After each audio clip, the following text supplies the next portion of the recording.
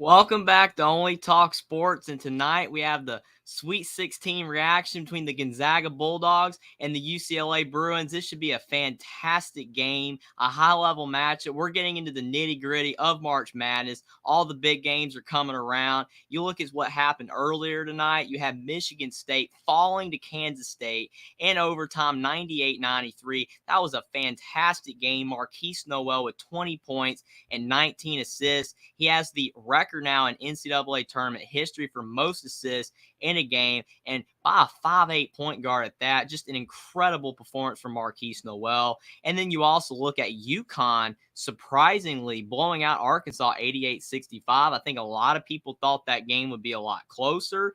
Arkansas just beat Kansas. That was a huge performance for the Razorbacks, but Arkansas falling to UConn in kind of embarrassing fashion, 88-65, unfortunately for them. But still, they got to the Sweet 16. It was still a really good season. And UConn's moving on to the Elite Eight, and they look like a really tough team to beat right now. But you look at this game right here between the Gonzaga Bulldogs and the UCLA Bruins. This should be a high-level basketball game between two West Coast teams, Gonzaga in the West Coast Conference, UCLA in the Pac-12. Both have had dominating seasons. Gonzaga's 30-5 and 14-2 in the West Coast Conference. UCLA's 31-5 and 18-2 in the Pac-12 this season. Both teams have had great years. You look at Drew Timme, who's just had one of the best basketball seasons in Gonzaga history. He's just played great all year long, and he's been dominating in the West Coast Conference. He's averaging over 21 points per game. And he's probably going to be a matchup problem for UCLA because the Bruins are a bit thin in the front court right now. Adem Bona, he's been banged up. He should be able to play in this game, I think. But even if he is able to play, he might be a bit limited. So Drew Timme probably will have a big game in this one as long as he's not in foul trouble. And then you also look at some of Gonzaga's complementary players. Julian Strawther's been having a great season, and he's been playing well. And also Gonzaga's guards, Rasir Bolton, Hunter Sallis, Nolan Hickman, have been playing better basketball. Malachi Smith as well. So this should be a tough matchup for UCLA all across the board. But the Bruins, their well isn't dry either. You look at Tiger Campbell, who's one of the best point guards in the country. He's very underrated. And you also look at Amari Bailey, who's been playing much better basketball as the season's been going along. And you have Jaime Jaquez, who is the leader of UCLA. He does all the dirty work on the glass. He's really good, getting rebounds. He's good at scoring. He's just a great player overall. So UCLA has really solid players. I think that with Jalen Clark's injury, though, it does really hurt UCLA's depth.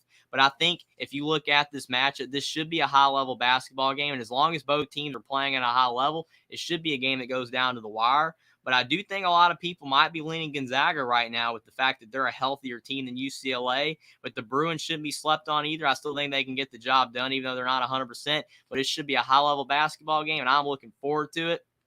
The final game of the night on Thursday night in the Sweet 16, but we got some more games tomorrow, and it should be a lot of fun. V Ohio State for the win. Thanks for being here. He says this could be an epic game. Last two times these teams have played in the NCAA tournament, been absolute instant class. For sure, obviously, the Jalen Suggs 3 over UCLA in 2021 was amazing, and you look at it. UCLA was in the first four that season, went all the way to the Final Four. That was unbelievable, and Gonzaga pulled out that win, but unfortunately for the Zags, they lost to Baylor in the national championship game. But still a fantastic game overall. The Ohio State for the wins exactly 17 years ago on March 23rd, 2006. Gonzaga was a 3 seed and UCLA was a 2 seed. And we had that epic match with UCLA coming back and winning by 2 after being 17 down. And Adam Morrison was crying. That was a great game as well. Obviously, I was too young to actually watch that game, but I do remember that game, looking back at it. That was a fantastic game for sure. And the Ohio State for the win also says, that the 2021 Final Four game is probably even more epic for sure. I think both games were great, but for sure that Jalen Suggs 3 was insane. But I'm looking forward to this game. It is about to tip. Easy Money's here. What's up, Easy Money? How you doing tonight? Thanks for being here. But the game is about to tip off between the UCLA Bruins and the Gonzaga Bulldogs. This should be an instant classic. Hopefully, should be a great game. And UCLA with the ball first. Tiger Campbell with the basketball. He's averaging 13 points per game this year. A very underrated point guard in college basketball. But he has the ball. He kicks to Amari Bailey, and he shoots for 2. And he almost got the roll, but he did not. But the ball is off Gonzaga, so it's still UCLA basketball. The Ohio State for the win says, I say Zags by 3. Again, a lot of people picking Gonzaga. It could happen for sure, but this should be a great game either way, whoever wins. But Gonzaga definitely capable of getting this win. But Tiger Campbell struggling to get the ball in bounds. He kicks in the corner, and UCLA knocks down a three. David Singleton, who's averaging 9 points per game, he gets the Bruins on the board. So it's 3-0 UCLA, 19:30 to go in the first. Gonzaga with the basketball at the top of the key. Rasir Bolton is averaging 10 points per game. He kicks to Julian Strother, and it's down to Drew Timme on the block. And Drew Timme's trying to go on the block, and he tried to almost get a charge on Drew Timme. You look at Kenneth Nwuba, he's having to play more of the dim bone out. He almost drew a charge on Drew Timme, but Drew Timme not able to get that call. He was trying to go for the blocking foul, but neither call was made, and Drew Timme misses the shot. But UCLA down the floor, and they go down there, and they almost turn it over, but it's off of Gonzaga. So Tiger Campbell to inbound again. And on the last time that they were going out of bounds, they almost turned it over again. We got a big three to David Singleton in the corner. But Jaime Jaquez now, he fakes a three in the corner. Now Jaime Jaquez is driving in on Anton Watson, who's been good for Gonzaga. Kicks to Kenneth Nwuba, and it's 5-0 UCLA. What a start for UCLA. They're the shorthanded Bruins right now, but still playing really solid basketball. Kenneth Nwuba only averaged 2 points per game, and he already has 2 in this one. And then you look at Drew Timme down on the block. He scores. It's 5-2. Drew Timme should have a fantastic game in this one. He's averaging 23 points and 8 rebounds in NCAA tournament games. But UCLA overall, definitely the shorthanded team, but they're playing very opportunistic basketball early in this one. They're up 5-2 on Gonzaga. Jaime Jaquez faking another three. He's driving in, does a spin move, and he does miss the floater. Had a really good look. But Gonzaga with the basketball. Drew Timme at the top of the key, and he knocks it down. Drew Timme's been doing much better at shooting threes later on in his career, and it's 5-5. What a shot for Drew Timme. That's definitely going to help him out once he is going to the NBA, being able to shoot the three ball at his height. That will definitely help out his career in the NBA. But what a big shot for Gonzaga. Tiger Campbell driving in, and it's 7-5 UCLA. Tiger Campbell's a really good floor general for UCLA. He's a great passer. He has a really good floater game. He's a pretty good three-point shooter. Gotten much better at that. But Anton Watson down low, and Gonzaga's retied the game. It's 7-7. Nice pass by Drew Timme. Timmy's got a lot better at passing this season overall. I think both teams have definitely, done a much better job at passing to their teammates, getting their teammates involved. That's how you play winning basketball, is getting your teammates good shots. And I think both teams excel in that region. But Kenneth Nwuba, he takes a jump shot and he misses for UCLA. Probably not the shot Mick Cronin wants from him. But Rasir Bolton driving and kicks to Drew Timme, and Timme with a short two. It's 9-7 Gonzaga. A lot of high-flying offense early. 17 to go in the first. This is definitely a high-level basketball game. Drew Timme with 7 points. The hype is delivering so far, but Tiger Campbell trying to dissect the Gonzaga defense. He's driving and kicks to Jaime Jaquez. Now to Amari Bailey. Back to Tiger. Only 10 seconds on the shot clock. Tiger Campbell has to kick to David Singleton. Now you have Amari Bailey. He's trying to do a short two, and he misses the shot. Drew Timme with another rebound. He's running the ball down the floor, and he's going up. And he almost gets the floater, but he misses. Jaime Jaquez with the rebound. He's a really good rebounding guard. To Tiger Campbell. He's trying to drive in the lane, but didn't have an open look, so he kicks it back out. Amari Bailey with the ball. David Singleton. He takes the step back three, and he misses. And UCLA almost gets the rebound, but it goes back to the Zags. It's still 9-7 Gonzaga with the lead. Nolan Hickman with the basketball. He's had a really solid season, averaging 8 points per game. He's gotten better this year. But Drew Timme's on the right block, driving on Kenneth Nwuba, and he misses the shot. And they do call a foul on Gonzaga. So 15:55 to go in the first half, and it's a 9-7 Gonzaga lead. What a start to this game. Both teams playing high-level basketball on the offensive and defensive end. This should be a great game, and it's delivered so far. Jackson Johnson says tonight is a battle of the West Coast is going to be awesome. I completely agree. Thanks for being here, Jackson.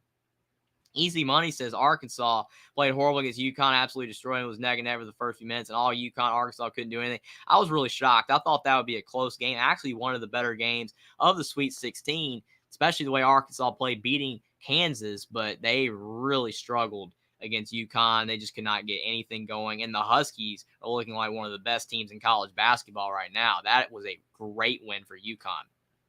You look at Jackson, he says, boom, UCLA for the 3. And he says now it's 5-0 UCLA lead. So he's definitely keeping up with the score. It's some high-level action early. Easy money. He says, I'm picking UCLA in this one, but the Zags are good too. Could be epic, like V. Ohio State. I agree. If the last 2 games in the NCAA tournament are any indication of what this game's going to be, then this should be a classic. Obviously, you never know. It might not be as good of a game as the last 2 Gonzaga UCLA games in the tournament, but it could be. Both teams are fantastic. It's a Sweet 16 matchup, so I'm looking forward to it.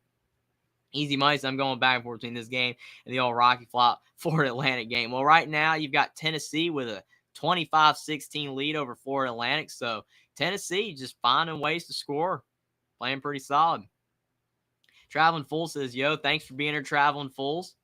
Buckeye Mike, thanks for being here as well. He says, how about the Kansas State game? Well, that was a fantastic game. That was a classic. 98-93 in overtime, the win for Kansas State over Michigan State, and Marquise Noel with 20 points and 19 assists. That is insane. Unbelievable for a 5'8" point guard to do that. He definitely showcase why he is a Power 5 basketball player. He is great, and Jerome Tang as a player to be proud of, Jerome Tang as a team to be proud of, and now Kansas State is in the Elite 8 for the 13th time in their school history, so that is awesome for them. Very tough pill to swallow for Tom Izzo's team. They played great as well, but just fell short.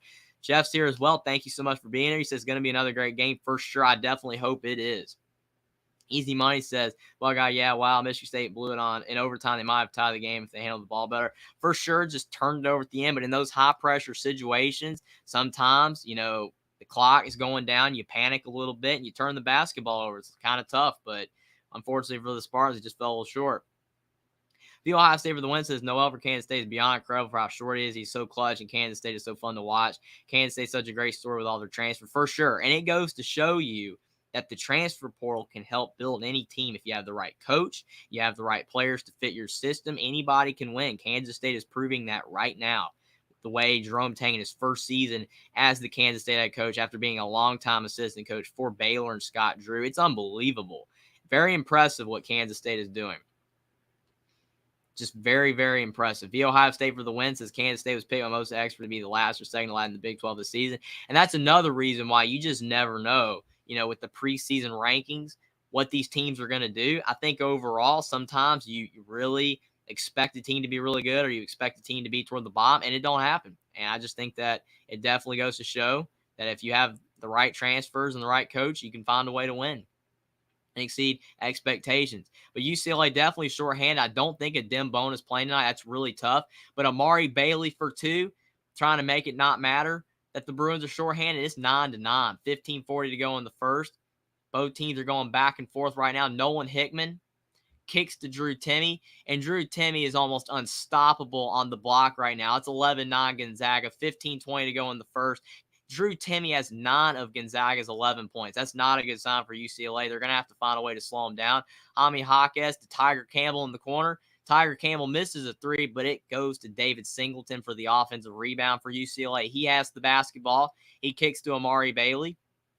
And Amari Bailey, who's had a couple big buckets early, kicks to Jaime Jaquez on the left block, feeling out Anton Watson, trying to drive in, kicks out to Amari Bailey for 3, and Bailey knocks it down, 12-11 UCLA. And that's how the Bruins are going to win right there, sharing the basketball, hitting big shots, but they're going to have to find a way to slow down Drew Timme, who has 9 early points for Gonzaga. It's 12-11 UCLA, 14:40 to go in the first.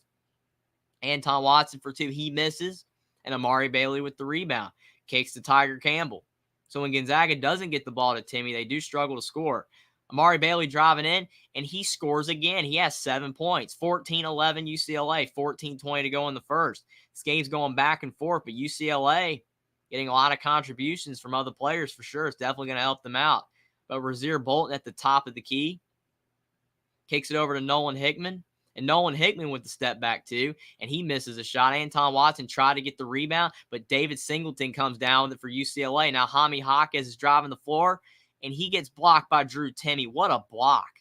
Drew Timme denying Jaime Jaquez at the rim. Now Drew Timme's driving into the lane on Kenneth Nwuba, and he lays it in all the way from the top of the key, and he drives in. What an athletic play by Drew Timme. It's 14-13 UCLA, 13:40 to go in the first half.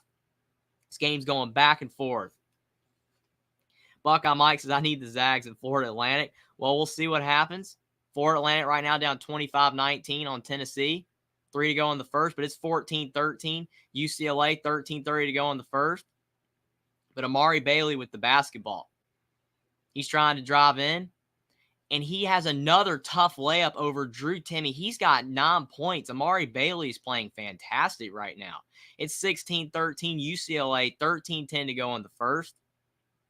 But a turnover for Gonzaga. Julian Strother turns it over. Tiger Campbell, he gets fouled going down the lane. And Tiger Campbell will be shooting some free throws. The Ohio State for the win says, I think Tennessee is just too big and long for Florida Atlantic, but Florida Atlantic will hang in there. I agree with you. I definitely think Florida Atlantic has a shot to win. Then they are hanging in with Tennessee right now, but the Volunteers are a great basketball team. That will be extremely tough, a tall task for the Owls, but you never know. It's possible.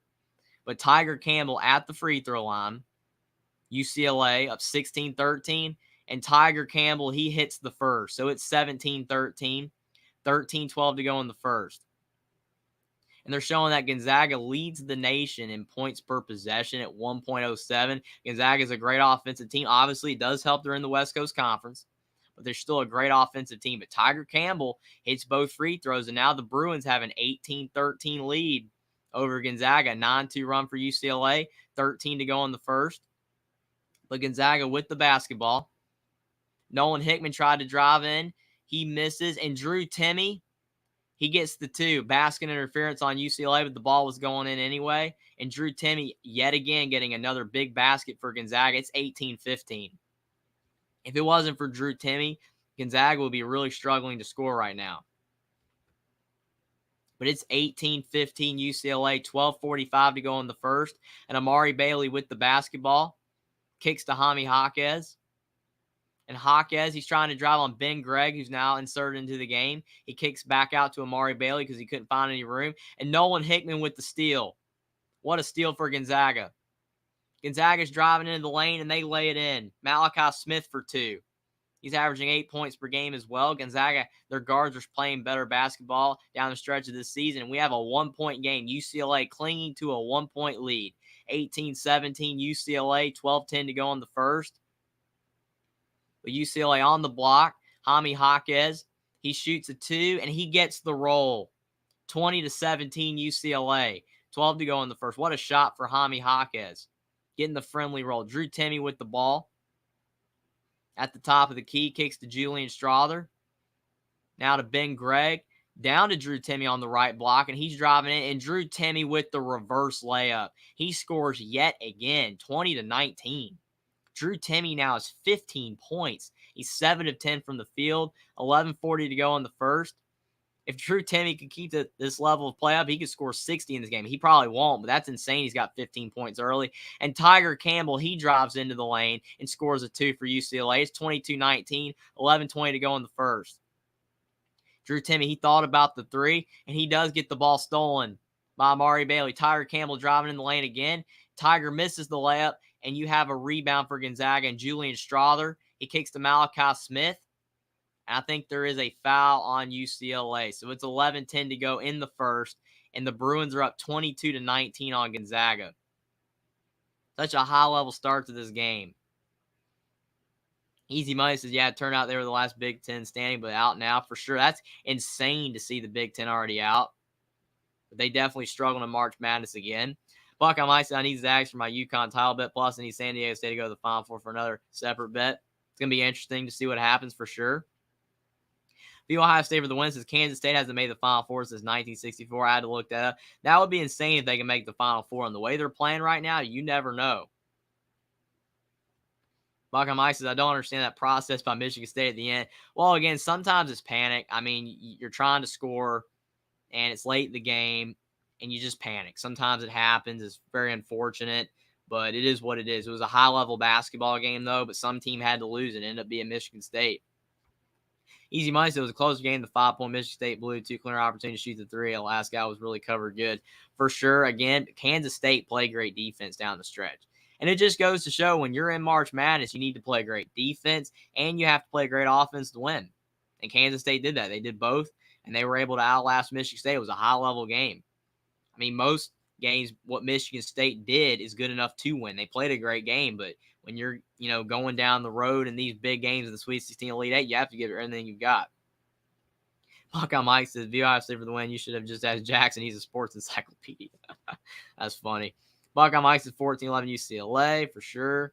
VOI State for the win says Keontae Johnson's story for Kansas State is amazing. Also, a lot of people forget he collapsed on the floor in a game versus Florida State when he played Florida a few seasons ago. I definitely remember. You're absolutely correct. VOI State for the win. It's one of the best stories in college basketball. I remember watching that game and watching Keontae Johnson collapse. It was a scary moment. Prayed really hard for him to be okay. A lot of people didn't think he'd ever play basketball again, and he was on the sideline as basically a player coach for Florida the last couple seasons. But thankfully for him, he entered the transfer portal, went to Kansas State. He's able to play basketball, and it is awesome to see. I think overall, just his story, Jerome Tang being in his first season, as the Kansas State head coach, and the fact they have a 5'8" point guard that's lighting it up, Marquise Noel, and the fact Kansas State's a team that's not normally in the situation. I think it's just amazing overall what Kansas State is doing. And, you look at it overall, that's why a lot of people are so happy to see Kansas State doing what they're doing. Just a great story all around. Thanks for being here, Troy V. He says it's been a really good tournament so far. That Michigan State Kansas State game was no exception for sure. That was one of the best games, of this tournament season. You've obviously had other games like Arkansas, Kansas. So, the Michigan State Kansas State game wasn't the only one. But there's been so many great games. We have a 22-19 lead for UCLA over Gonzaga, 11-10 to go in the first. And it has definitely been a great game so far. The Ohio State for the win says the more and more I watch Kansas State, the more and more I want them to keep advancing for sure. I think a lot of people like to see them go to the Final Four. Buckeye Mike says, nice sweet drive by Timmy. He is playing much better. I mean, as the season's gone along, you look at Drew Timme, the way he's playing basketball right now, he used to never be able to take the ball from the top of the key and drive it in. He used to never be able to shoot threes. He's just getting so much better. And I think overall, it's definitely going to help out his pro career chances for sure. But it's helping out Gonzaga this season for sure, especially with their guard play being a bit down, that you look at Drew Timme, he's been able to kind of take over some of the ball handling duties at times in isolated cases to help out Gonzaga's guards. But UCLA with the basketball, 10:50 to go in the first, and Tiger Campbell, he knocks in a short two. It's 24-19. UCLA's playing high-level basketball early, and Tiger Campbell's up to 8 points. He's a great passer, but he's scoring the ball really well early in this one. But Hunter Salas into the game for Gonzaga. He kicks to Julian Strother, and Strother with a nice floater. It's 24-21. 10:30 to go in the first, and UCLA has made 6 of their last 8 field goals. And they're only up 3. That just goes to show you that Gonzaga's hanging around. You'd think with UCLA playing as well as they are, hitting 6 of their last 8 shots, it'd be up more, but Gonzaga hanging in there. But David Singleton for UCLA hits another 3, and UCLA is up 27-21, and Gonzaga travels. Hunter Salas, he carried the basketball. 10:15 to go in the first. The Bruins up 6. Mark Few is not happy with that turnover from Hunter Salas. He is a young guard, just a mistake, but you can't have those mistakes in March Madness. But what a shot from David Singleton. He's a pretty solid three-point shooter. He's had some struggles, but he definitely can shoot it. Tiger Campbell driving into the lane. He kicks to Jaime Jaquez, and now UCLA's up 8. 29-21, 10 to go in the first, and Mark Few uses Gonzaga's first timeout. He is not liking what he's seeing right now. The Bruins now up by 8, their largest lead tonight. And Gonzaga's going to have to settle it down and find a way to get back in this game. Troy V says, hit the like button, help Jeffrey out. Thanks so much, Troy V. Like the stream down below. Subscribe to the channel if you guys are new. Share the stream out on social media. But thanks, everyone, for being here. You guys are awesome. This game's really high-level game as well. Buckeye Mike, he says, I wish I would have picked Johnson from Kansas State or my first bucket, but I would have won 22. It's so tough on that. So tough for sure. The Ohio State for the win says Timmy's going to be a solid role player in the NBA. I agree with you. I think he has a shot. I know a lot of people think he's too slow, but he's gotten quicker, and he's starting to do some things that the NBA requires, bigs to do now with all these other, centers that are in the NBA that are able to shoot and pass and block. And I think for a long time, Drew Timme had a lot of question marks. He wasn't able to do those things, but he's getting a lot better. And that's definitely going to help out his pro chances. Jackson Johnson says it's true. The Ohio State for the win. Kansas State hasn't made the Final Four since 1964. Maybe this year is the year for Kansas State. Well, they're one game away. And even if they don't make it, they've still had a fantastic season overall. It's unbelievable what they've done. But getting to the Final Four would just be icing on the cake. Easy money says so far UCLA getting the edge a little bit, but too close to call for sure. I think UCLA is playing some high-level basketball, but they're going to have to find a way to continue to do that all game long. That's going to be really tough. Easy money says old Rocky Flop 27, Florida Atlantic 19, about 2+ minutes left till halftime. I think you look at it overall, Tennessee's just got, really good matchups so far. They play Louisiana Lafayette. They barely won that game. And then they played Duke, and Duke played really bad. And plus, Mark Mitchell was out for that game. Really tough for Duke. Tennessee got the win. And now you're playing Florida Atlantic. And Florida Atlantic, great basketball team. But if Tennessee does go to the Elite Eight, they've had a relatively easy schedule. I'm not saying it's easy. No team's bad. But Tennessee, the best team that they played on paper was Duke, and Duke just did not play well. So it's going to be really interesting to see what happens with Tennessee for sure if they get the win, how they perform in the Elite Eight. The Ohio State for the win says Timmy might go for 35 or 40 points tonight. If he keeps up this level of scoring, he could, and he might have to score that much for Gonzaga to win because of the fact you look at, overall the way UCLA is playing. They're sharing the basketball, and they're getting a lot of buckets from their teammates. I think it's going to put a lot more pressure on Drew Timme to score a lot of points. Buckeye Mike said this game is really going to make me bite my nails down the last minute, isn't it? I agree. I think it could be a game like that. But I do think overall, if you look at Gonzaga, they're going to have to get more scoring from the rest of their team if they want to win.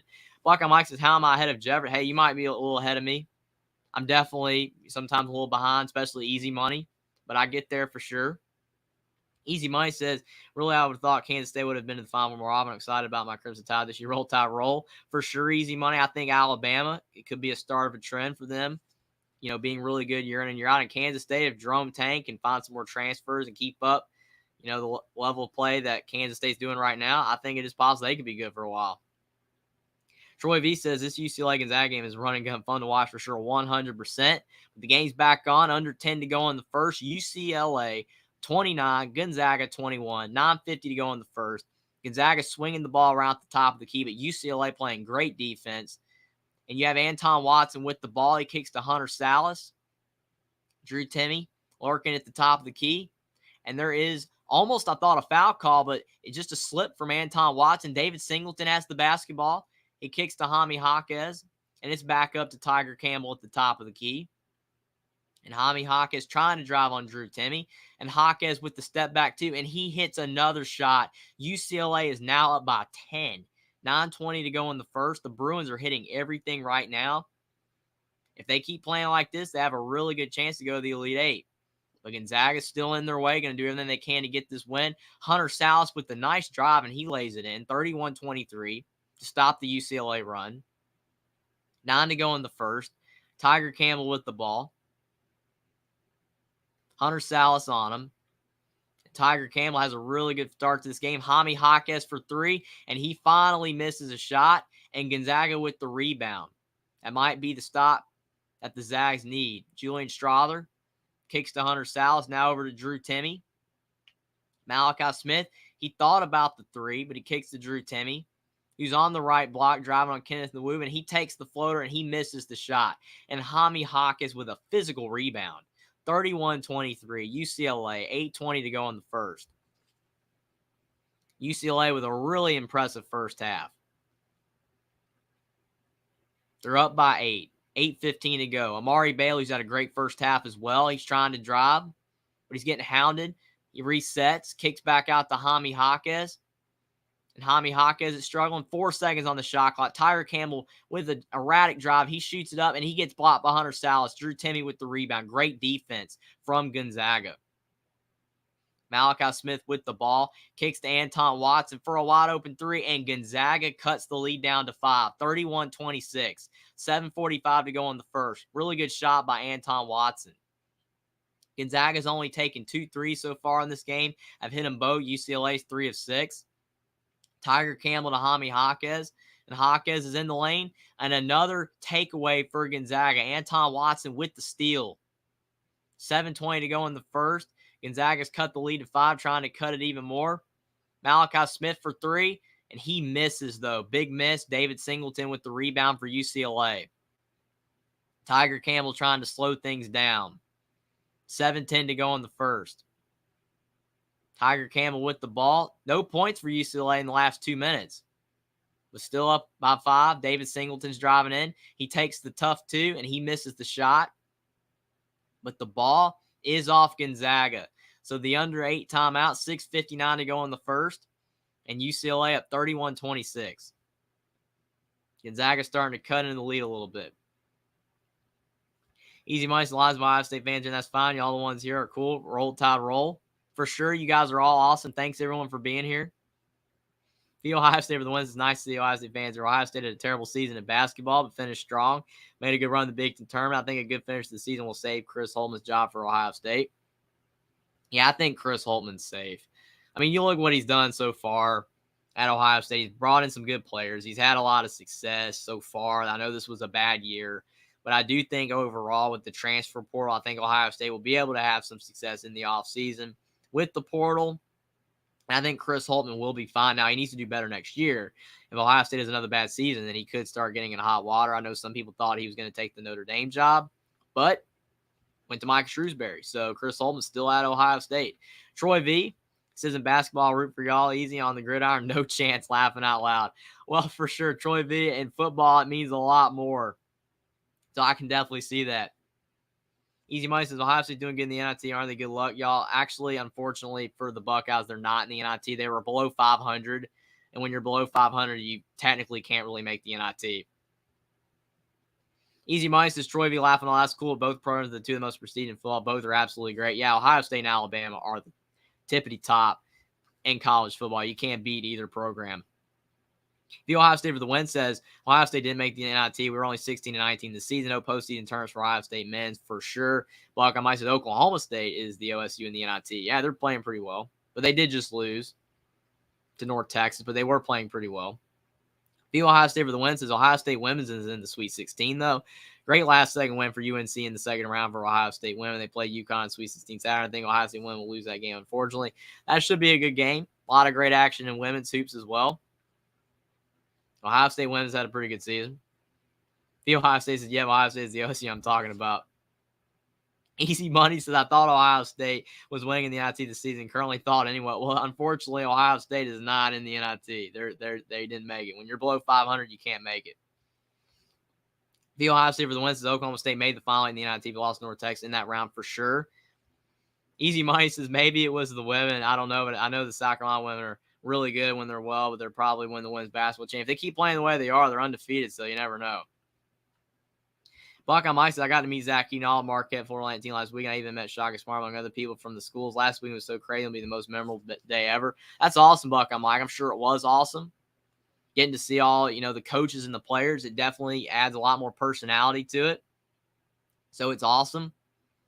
That's great, Buckeye Mike. Easy Money, he says, shades of the Arkansas-UConn game, but I don't think it'll get that bad. UCLA might win comfortably, though. I don't think so. I mean, you look at Arkansas-UConn. That was a game that UConn just dominated from wire to wire. Arkansas really struggled in that one. But Gonzaga, they're not down by much. It's only a 5-point game right now, 31-26.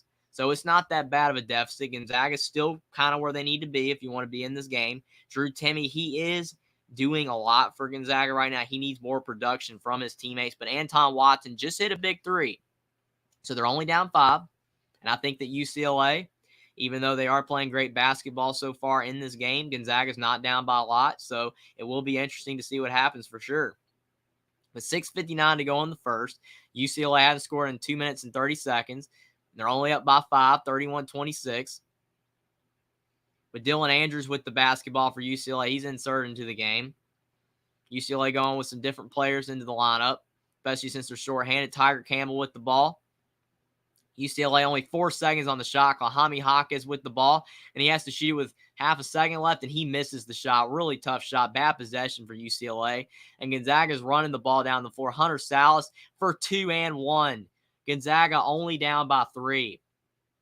31-28, and the Zags are on a 7-0 run. 6:31 to go in the first. This game is getting interesting again. Buckeye Mike, he says Utah Valley's a dark horse, Big Ten dark horse to win NIT after the upset of Cincinnati. I think for sure they are a big dark horse. Utah Valley's a really good basketball team. They have great fans as well. So it should be really interesting to see what happens in the NIT. But Hunter Salas at the line for the and 1 to potentially cut this lead down to 2. And he makes the free throw. So UCLA, once up by 10, only up by 2. It's 31-29 UCLA. 6:20 to go in the first. And the Bruins are in a 3-minute scoring drought. Tiger Campbell with the basketball, trying to drive in. He does a floater, and it goes in and out. Drew Timme with yet another rebound to Nolan Hickman. He kicks to Hunter Salas, back to Drew Timme. Rasir Bolton at the top of the key trying to survey. But Gonzaga really passing the ball better. They're looking a lot more confident on the offensive end. Hunter Salas is driving in, but he turns the basketball over. Jaime Jaquez is driving down the floor like a Mack truck, and he lays it in. 33-29. 5:50 to go in the first. And Rasir Bolton, he turns it over. Tiger Campbell with the ball to Jaime Jaquez, back to Tiger Campbell, and Tiger Campbell for 3, and now UCLA's back up by 7. What a turnaround. 2 mistakes by Gonzaga, leads to 5 quick points for UCLA, and the lead balloons back up to 7. 5:30 to go in the first. 36-29 UCLA. Drew Timme on the left block on Kenneth Nwuba trying to drive in. He had a hot start to the game, but he hasn't scored in a few minutes. But Drew Timme, he lays it in. 36-31. Now Timme has 17 points. 5:15 to go in the first. Gonzaga only down by 5. You would think they'd be down by a lot more the way they've played, but UCLA with a consistent lead, but Gonzaga hanging in there. But Tiger Campbell, he's driving, and he gets fouled by Hunter Salas. Not a lot of fouls in this game, but they do call a foul on Gonzaga there. Gonzaga's 3 fouls in this first half. UCLA only with 1. But 5:03 to go in the first, and we have a 36-31 lead for UCLA. A high-level first half. Definitely what you would expect from these two teams in the Sweet 16. But Mark Few looking a little concerned on the sideline with the way his team's playing. He knows he's got to get more contributions from other players besides Drew Timme. Tiger Campbell, he kicks into Jaime Jaquez, and Jaime Jaquez with an easy layup. No resistance from Gonzaga's defense. 38-31. 4:50 to go in the first. Jaquez is up to 10 points. Tiger Campbell with 11 points and 5 assists. But Nolan Hickman to Drew Timme. And Drew Timme's driving in, and he almost turns it over. But he does kick the ball off of David Singleton. So it's still Gonzaga basketball. Really smart play by Drew Timme. But the Zags are really struggling on the offensive end at times in this game, especially when Drew Timme doesn't have the basketball.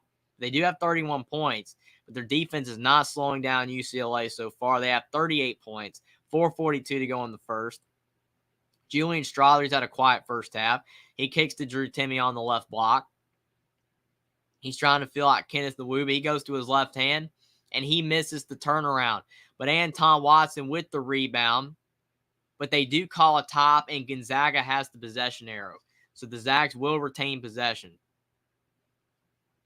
38-31, 4:29 to go in the first. Mick Cronin, he thought his player had the basketball, but it did look like Anton Watson had it more, but Gonzaga had the possession arrow, so it didn't really matter either way. But Gonzaga to inbound the ball, Rasir Bolton with it. He's been really quiet this first half. Had a big game against TCU. Drew Timme on the block. Drew Timme misses a layup, and Jaime Jaquez takes the basketball from him on the rebound attempt. So UCLA with a 7-point lead, 4:10 to go in the first, and Tiger Campbell slowly bringing the ball up the floor, trying to initiate the offense. He's driving on Rasir Bolton into the lane. He gets caught in the middle of the lane, kicks back out to Jaime Jaquez. 5 to go on the shot clock. And Jaime Jaquez, he's driving in, and he gets all the way to the lane. He misses. He gets his own miss, and he taps it back in, and it's 40-31 UCLA. 3:40 to go in the first, and Gonzaga's really struggling on the defensive end. 9-2 run for the Bruins. Nolan Hickman with the ball at the top of the key. Zags down by 9. He almost traveled, but he kicks to Anton Watson in the corner, and Anton Watson thought he got fouled, but they did not call it, and UCLA with the rebound, up 9, 3:20 to go in the first, and the Bruins could really extend this lead back. Gonzaga's gone cold from offense yet again. It's been a high-level first half, a lot of offense from Gonzaga, mostly the offense coming from Drew Timme. UCLA getting a plethora of players to play really well, including Jaime Jaquez, Tiger Campbell, and Mari Bailey, but they call another foul on Gonzaga. But at the 3:05 mark in the first half, UCLA up 40-31. Bruins are playing really good basketball, and Gonzaga is going to have to find a way to get some buckets. Easy Money says, Buckeye sounds awesome. Bet you had a great time. That's awesome for Buckeye. It was awesome be able to be there. The Ohio State for the win says, yeah, Buckeye, Utah Valley's pretty good. Utah Valley got fortunate, though, because that game versus Cincinnati should have been at Cincinnati, but Cincinnati's arena is getting its full replaced. Yeah, that's insane because Cincinnati was the 4 seed. Utah Valley was the 5 seed. So I agree. But like you said, because Cincinnati had to have its floor replaced, Utah Valley got the home court advantage, and they took advantage of it. Their fans were incredible. Clint Moses is here. Thanks, Clint. Go Beavs. Thanks for being here, Clint. Buckeye Mike said, work off me the whiteboard that Purdue punched the hole into. I couldn't take it, unfortunately, because it wouldn't fit my car. I have no place for it. Well, yeah, that whiteboard definitely got destroyed. Easy Money says, I watched a little of the South Carolina versus USF the other day with women's basketball. South Carolina proceeded to blow them out for a close start. Yeah, South Carolina is really good. Clem hosted hashtag back to pack. For sure, Buckeye Mike said, I might put him on Utah Valley win the NIT. It's interesting. The Ohio State for the wins in a lot of NIT games. The teams with higher seed end up having to play on the road because of issue with their arena or if the arena is hosting an NCAA tournament game. I agree with you, the Ohio State for the win. It makes it interesting because of the fact the rule is if you are the higher seed, then you have it on your own floor. But due to all the complications, you never know anymore half the time. Easy Money says, I must have confused OSU with one of the other nuts on the NIT. Laughing out loud. That's funny. Buckeye Mike's 8-0 run with the Zag in the last few minutes, 31-29 UCLA, but definitely the Bruins are starting to pull away again. Jeff says, don't count out the Zags. I definitely don't think the Zags are out of this one. I know they're struggling right now, but it's still the first half, 2 halves in every game. And Gonzaga is an elite offensive team, so they definitely have the capability of coming back.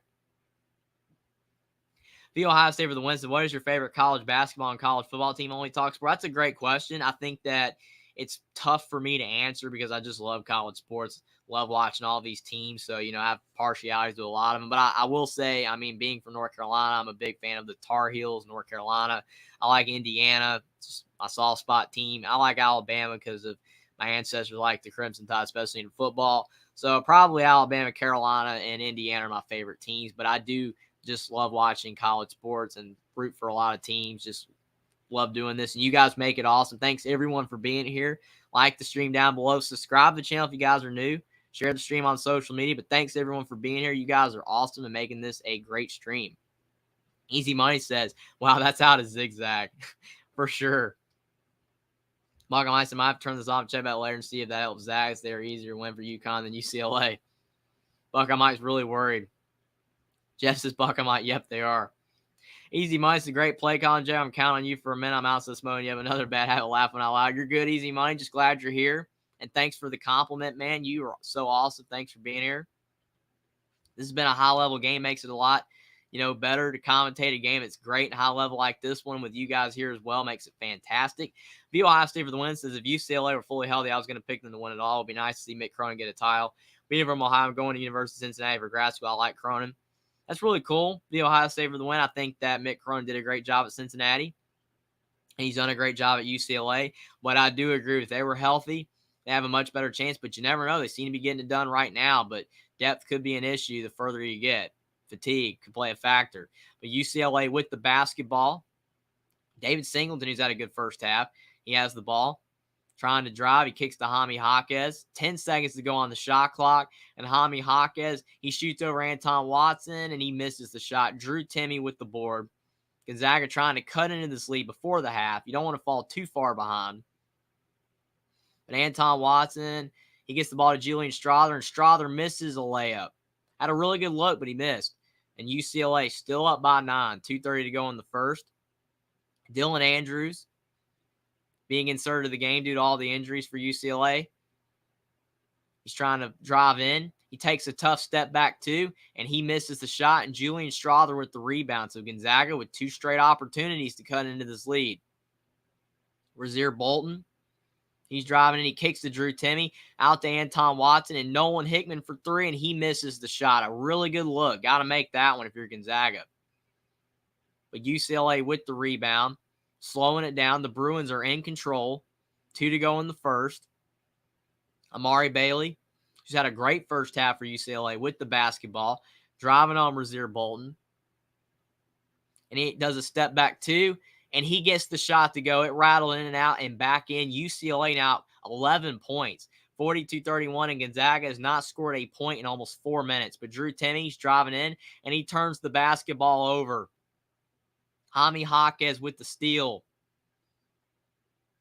Amari Bailey now with the basketball. UCLA playing a fantastic first half. This will definitely help them out in the second half, having this big lead. But they call a foul on Gonzaga on Amari Bailey's drive. The 5th foul on Gonzaga in the first half. But 1:20 to go in the first. And UCLA with an 11-point lead. I don't think a lot of people were expecting this game to have so much separation early in this game. I thought it'd be a back-and-forth game. It was in the early part of the game. But UCLA, ever since it was 31-29, has really pulled away again. And Amari Bailey, he hits the first free throw. So it's 43-31. 1:20 to go in the first. Got to hit your free throws. And Amari Bailey, he drills the first. So he has another free throw. He's got 12 points and 3 rebounds. Really key for UCLA if you think about it. Him getting some points. Besides Jaime Jaquez and Tiger Campbell. And he hits the second free throw. So now it's a 13-point lead for UCLA. 44-31. 1:15 to go in the first. Gonzaga probably needs to get this under 10 before half to have a good chance. But they do call a foul on Amari Bailey. The second foul on UCLA in this half. The Ohio State for the win is Cronin. Used to be University of Cincinnati's head coach. We're going to UCLA. Like I said, he did a really good job in that game. Buckeye Mike said, what's going on with the Zags team? They're all over the place right now. They're struggling. They look out of sorts. I think part of it's UCLA's really good defense, but I just think they're struggling to get some points outside of Drew Timme. And Drew Timme with yet another layup. But that's been the biggest issue for Gonzaga. At times when they played poorly, it's because the rest of their players really struggling. Against TCU, they made a lot of big shots. You look at Gonzaga against TCU, Timme had a great game, but Julian Strawther, Rasir Bolton, a lot of their other players got involved and had really solid games. But in this game so far, it's been a mostly Drew Timme. The rest of their offense is really struggling. He's got 19 of their 33 points right now. So I do think the rest of their players are going to have to step up. The Ohio State for the win. He says, I think Gonzaga will make halftime adjustments and this game will come down right to the wire. I still think it will as well.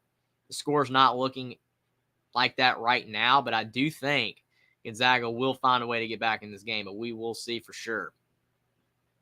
Easy Money said, my Crimson Tide's winning it all. Roll Tide, roll. And hurt to have OSU fans support this. Isn't football laughing out? Please, y'all. I said, please. For sure, Alabama never won one in basketball.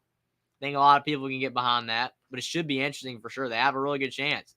Clint Moses says, Mark Few needs a Mark Few's definitely going to rip into his players, do everything he possibly can to get them to play better basketball. Obviously, you don't want to yell too hard. You don't want to break your team per se, but you got to find a way to get your team back on track because Gonzaga is really struggling right now. Get his other players involved. Really have a determined halftime speech. But Tiger Campbell, he drives in for 2 and he knocks it down. UCLA up 46-33. The Bruins just keep hitting shot after shot. 40 seconds to go in the first. Tiger Campbell with 13 points. Mick Cronin's going to be the opposite. He's just going to tell his team, you got to continue to play like this. Have this intensity in the second half. Can't slack up even though you have the lead because you could lose it. But UCLA looking really good right now. Drew Timme with the ball. He's trying to drive. He instead passes back out to Julian Strawther. He gets the ball back on the left block, driving on Kenneth Nwuba. He kicks in the corner to Malachi Smith, and Malachi Smith misses a 3. And Jaime Jaquez with another rebound. Such a great rebounding guard. And UCLA up 13. 9 seconds to go in the first. Tiger Campbell with the basketball. And he's driving and takes a long 2, and he misses the shot. Gonzaga with the board, and it is 46-33 UCLA at the half. Mark Few with a lot of work to do at halftime to get his team ready for the second half, find a way to get his team back on track and get some of the other players involved besides Drew Timme. And if not, if they can't get it turned around, UCLA will be going on to the Elite Eight. It was way too early to talk that right now. Still tons of time for Gonzaga, but UCLA with a big commanding 13-point lead at the half. The Ohio State for the win. As an Ohio State fan, I don't hate Alabama like a lot of Ohio State fans. To be honest, I'm just jealous of how good the SEC, Alabama, and Nick Saban. Our SEC, Alabama, Saban are just too good for sure. I mean, the dominance of Alabama in college football has been unbelievable. They've had such a great run for so long, the last 15 years. I mean, yeah, Georgia's kind of taken the last 2 years, but it's just the dominance for so long. It's been incredible. Easy money says VOI thanks, and Ohio State is always great. However, come football season, we know to trash talk, but everyone knows Ohio State owns the Big Ten. Is always a formal opponent. They almost beat Georgia. They probably should have beat Georgia. If they hadn't had that injury to Marvin Harrison Jr., that would have been crazy. But still, all those are great teams, great brands. Few Ohio State says most Ohio State and Big Ten fans, let me are just jealous of how good and how many football titles the SEC gets for sure. And Easy Money says C.J. Stroud was very impressed versus Georgia. I agree. That was a fantastic game. I think overall, that goes to show you, what sports are all about. The high-level games that make it so awesome. Seeing these two teams go back and forth. You see that in March Madness. You saw it in college football with Ohio State, Georgia. But March Madness, you definitely get so many great games. That's what makes it awesome. Trip Pugh says, what's up? Thanks for being here, Trip. Got a high-level basketball game, but Gonzaga falling behind right now, 46-33. They need to find a way to try to get back in this one if they want this game to go down the wire like the last two meetings between Gonzaga and UCLA. But Gonzaga, they have the offensive firepower to get right back in the game, but they're really struggling on the defensive end. Troy V says UCLA about 13 at the half. I mean, it's a commanding lead. I mean, again, it's not insurmountable. You look at it overall, I don't think that Gonzaga is incapable of being able to come back. I think that UCLA's just played a great first half. You look at UCLA, the way they're playing in this first half is when the Bruins are playing at their best. They have all their teammates getting involved. Tiger Campbell's passing the ball well. He's getting the ball to his teammates, and they're making shots. Jaime Jaquez has made some big shots. Amari Bailey's hit some big shots. David Singleton's made some big shots. UCLA's making big shots. Gonzaga, it's Drew Timme, and that's great. But you need Julian Strawther, Rasir Bolton, Anton Watson, some of the other players to get involved. Gonzaga's really struggling with that right now. They're not getting a lot of offense outside of Drew Timme, and I think UCLA, it just goes to show you the way they're playing right now. They have their team doing everything they possibly can to win. They've got multiple players playing at a high level, and Mick Cronin's definitely more than likely pleased with that. And that's how UCLA is going to win because their depth's a little thin. But the players that they do have on the floor, they're making big shots. Now, they're going to have to do that for another 20 minutes if they want to go on to the Elite Eight. But if Gonzaga is going to win, Drew Timme's going to have to keep being Drew Timme, but the other players are going to have to step up. And if they don't, then there's a really good chance UCLA's moving on to the Elite Eight. And you look at Easy Money, since I just got back in. Thanks, Troy V, for the update. And Florida Atlantic hanging in with old Rocky Flop. Now, I think you look at Florida Atlantic, they're a really good team. I mean, again, they're a non-seed for a reason. They had a fantastic season in Conference USA. And I think overall, you look at Florida Atlantic, they could beat Tennessee. Tennessee's a great defensive team. And I think that the way Tennessee, is playing on the offensive end, they're beatable. Tennessee is a good basketball team, but they don't have the greatest offensive basketball team in the country. Right now, they're only up 35-32 on Florida Atlantic. So if Tennessee does win, it's going to be because of their defense, and it's going to be because they find a way to hit enough big shots. But I think overall, if you look at Florida Atlantic, they have enough offense to beat Tennessee. But it's just going to be, can they score on the Volunteers defense? And that should be interesting. Easy Money says Bama's run isn't over. Georgia's a lucky pretender. That's all. I don't know. I mean, Georgia's pretty good. I mean, they won the last two titles pretty convincingly. But I don't think Alabama's definitely out of the limelight for sure. Troy V says, I wouldn't call Georgia pretenders. They recruit great and have great D. They earn what they got. I wouldn't call it a fluke at all. The Ohio State for the win says, I still can't believe TC beat Michigan in the college football playoff semifinals. The college football title game between Georgia and TC may have been the most boring and dominating title game in any sport I've ever seen. Well, I think you look at March Madness, and again, that's what makes March Madness so great because every game's competitive, even though this game right here between UCLA and Gonzaga is not that competitive right now. But a lot of these games are competitive, even against these smaller teams. But when you have college football, if you're not dominant, if you're not Georgia, Alabama, Ohio State, you don't have a lot of talent, and you play a team like TCU, there's a high propensity for a blowout because the two teams just don't match up well on paper.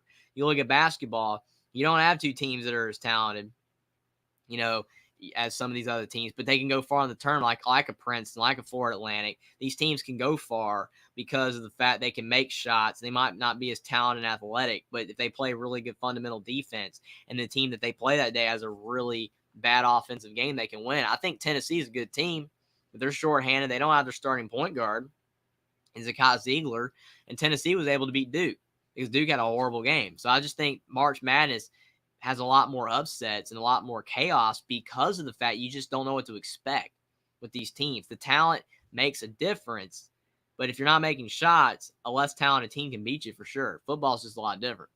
Easy Money says, Troy, yeah, but I got to trash talk Georgia, but they'll never call them Bama has, but they're good. Don't tell a dog I said they're good.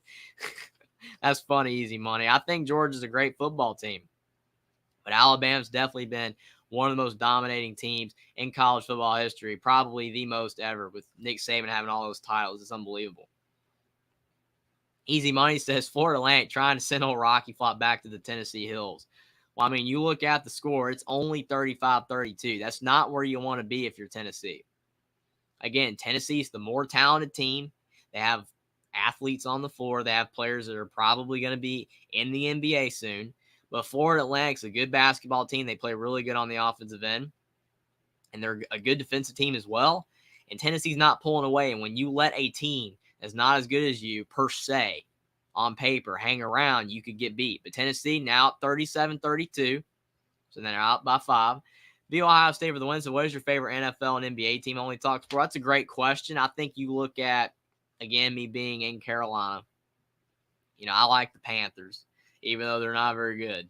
I mean, I got to watch them every week on TV. So, I mean, I want them to win, but they definitely do struggle. But the Panthers, I like, I've always been kind of like, I like Miami a little bit. Their colors are cool. But I don't really, the Patriots had Tom Brady. I know a lot of people mix opinions with Tom Brady, but he was dominant. It was very interesting to watch overall. But probably the Panthers, I guess, just because of the locality. And then for the NBA, the Charlotte Hornets are just bad, and they're never on TV. I like the Celtics a lot. I think that the Celtics are, a really good, NBA team. Obviously have a great history. When I was younger, I really liked the Ray Allen, Kevin Garnett, Ray John Rondo, Paul Pierce team. So I think that the Celtics are a team I really like.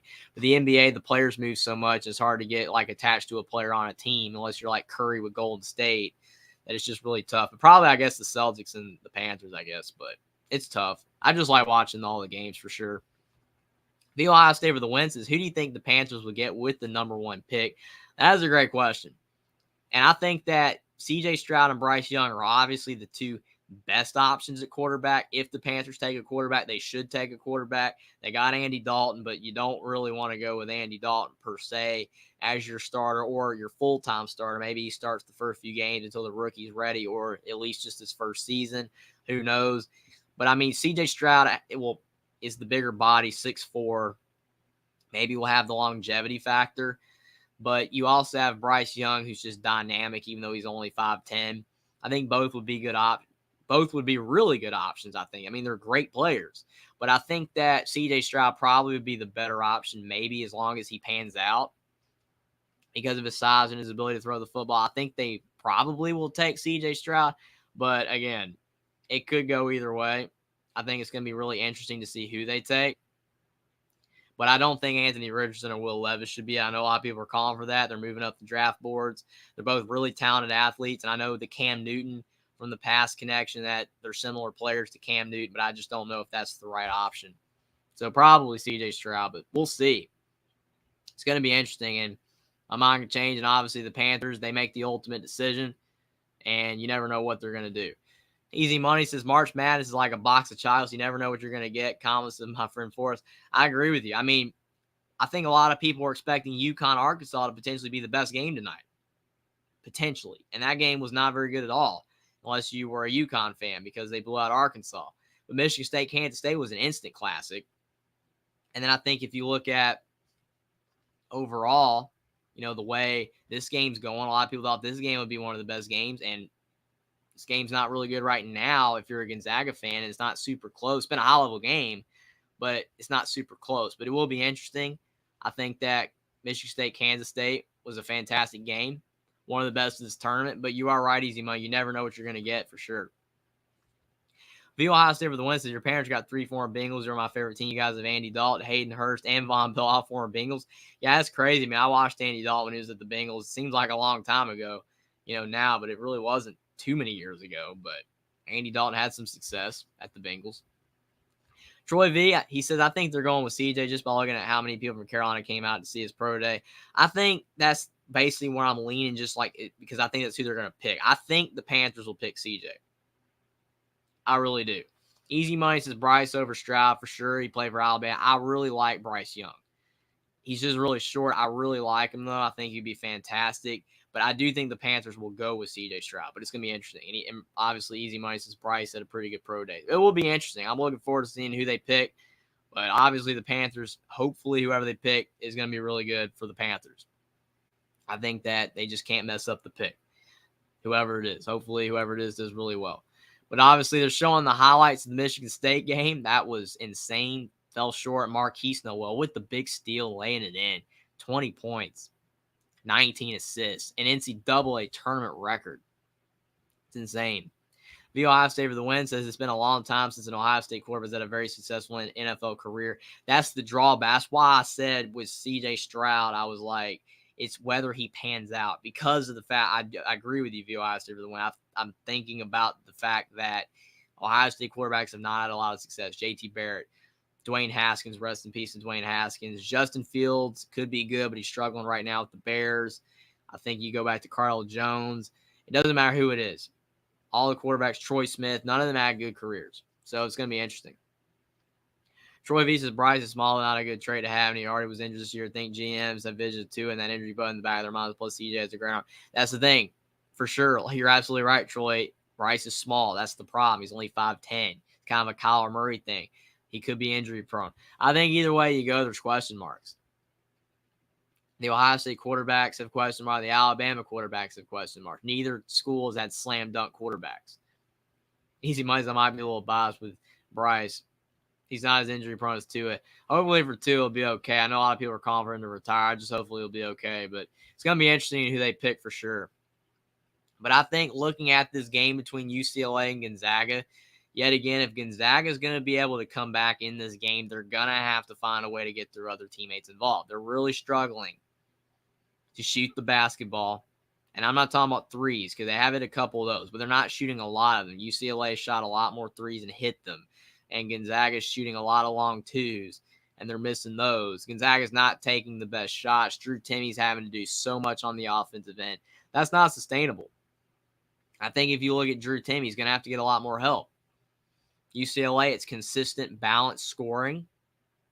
I think that Jaime Jaquez is having a great game so far. Tiger Campbell, Amari Bailey, David Singleton. When you can name 3 or 4 guys that have had a great first half, you're usually winning, and that's why UCLA is up by 13.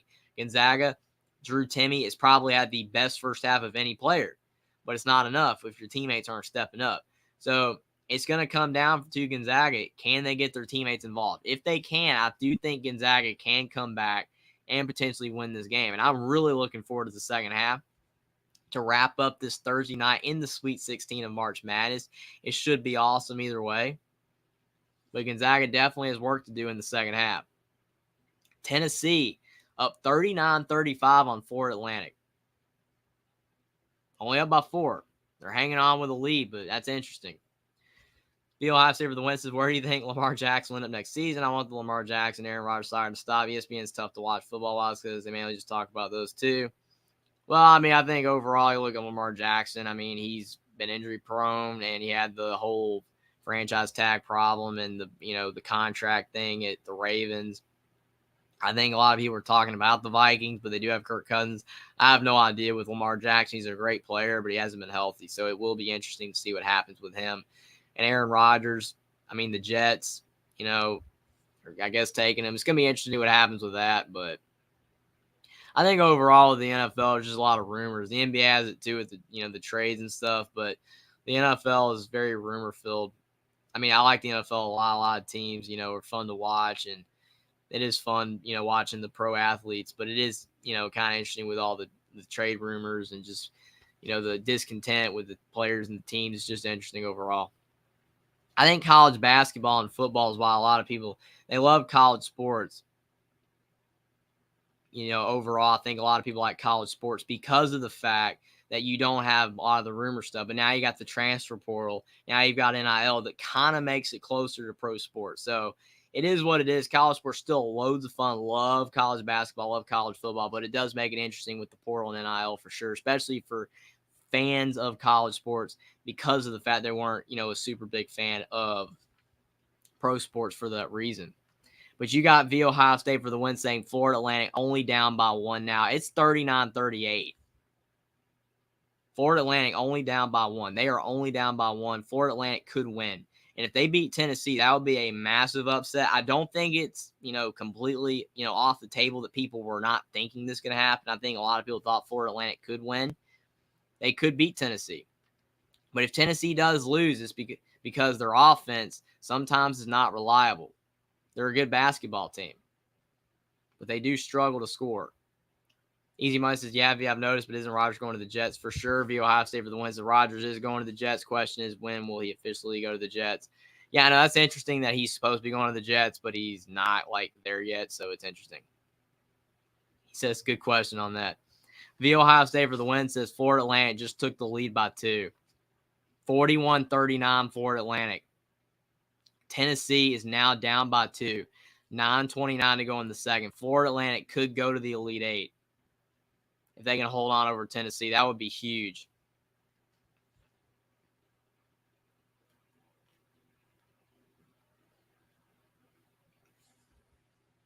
Easy Money says, yep, Florida Atlantic up by 2. Man, that would be huge. I mean, I think you look overall again, I think Tennessee, again, is a good basketball team. But like I said, they're flawed on offense. They don't score enough. They have good players, but Zakai Ziegler, especially now with the fact that he's out, that makes their offense a lot, tougher to score. They really struggle on the offensive end. They're a good defensive team, which is why it is a lower scoring game. But still, Tennessee's offense can fall asleep at times. I think that's why a lot of people thought that Duke would beat Tennessee. But Duke really struggled on the offensive end. But everybody's over there watching Florida Atlantic, so I guess I'll go over and check it out as well before Gonzaga UCLA starts the second half. But this game could go down to the wire for sure. But Florida Atlantic up 43-41 on Tennessee, 8:43 to go in the second. The Ohio State says Florida Atlantic up by 4 now. But now it's down to 2 again. 10-0 run with Florida Atlantic. And Easy Money says, what a layup by Florida Atlantic. It looks like the Owls are playing really good. And Jonas Adu for Tennessee with 4 fouls. That's not a good sign at all. And Florida Atlantic with a 1-1. 8:43 to go in the second. This would be a huge win for the Owls. Dusty May has a really good chance to get a head coaching job at the Power 5 level. I don't know if after this season, but he could for sure. He's done a fantastic job. It's 44-41 Florida Atlantic. So UCLA up 46-33 on Gonzaga at the half. And Florida Atlantic now up 44-41 on Tennessee. 8:43 to go in the second. And now it's 45-41. The Owls with a 4-point lead. 8:43 to go in the second. This would be a huge upset. I mean, I don't think the spread was super large. I think, obviously, Tennessee was favored by a good bit, but this would be a big upset because Tennessee's supposed to win this game. But Florida Atlantic doing everything they possibly can. Tennessee's offense seems to be struggling. Down the block to Uris Plavic. He's trying to go up, but Florida Atlantic hounded him on defense. And the ball is off Tennessee. Florida Atlantic basketball. 45-41. The Volunteers are in trouble. It did look like the ball might have been off Florida Atlantic, but they called it off of Tennessee. So it's Florida Atlantic basketball. But 45-41 Florida Atlantic, 8:20 to go in the second. This is huge. Florida Atlantic kicks the ball to the outside. They're trying to pass the ball around at the top of the key, bleed some clock, play deliberate basketball just like Tennessee. And Florida Atlantic in the corner for 3, and they do miss. That's a big break for Tennessee. Ohio State for the win says if Florida Atlantic wins this, and it's a Florida Atlantic versus a K-State in the Elite Eight, I don't know which team I'll support in that game. I really like both teams this tournament. For sure, I think a lot of people would be happy with either team. Florida Atlantic because it would be a big Cinderella story. And Kansas State for all the reasons that people have been talking about. Keontae Johnson, Jerome Tang, the fact they haven't been there in a while. So many reasons. Marquise Noel, but Tennessee misses another 3. Florida Atlantic playing really opportunistic basketball, and now they're up by 7. Tennessee is down by 7 with 7:20 to go. The Volunteers are officially on upset alert right now. It is 48-41. Florida Atlantic, 7:22 to go in the second. Easy Money says, I was hoping FDU would make some noise after beating Purdue. Yeah, I think a lot of people thought that Fairleigh Dickinson could beat Florida Atlantic, and they actually gave them everything they could handle. I mean, they only lost by 8. It was a close loss. I mean, they played really well. I think that goes to show it wasn't a fluke. They beat Purdue, played really good basketball, and they almost beat Florida Atlantic. And Florida Atlantic's a good team. I mean, they're beating Tennessee right now by 7, and Tennessee's offense has disappeared. But UCLA Gonzaga is back on, and the Bruins are up by 13. I think that overall Gonzaga needs a big run to start this second half to get back in this game. You don't want to let UCLA get ahead by too much, because if you do, the Bruins can really run away with this one. And Amari Bailey, he tried to lay it in off the glass on Tiger Campbell's pass, but he misses. Gonzaga down the floor. Down by 13, 19:40 to go in the second. Drew Timme with the ball. He kicks to Rasir Bolton, and Gonzaga turns it over. UCLA ball. Easy Money says 4.4 Atlantic.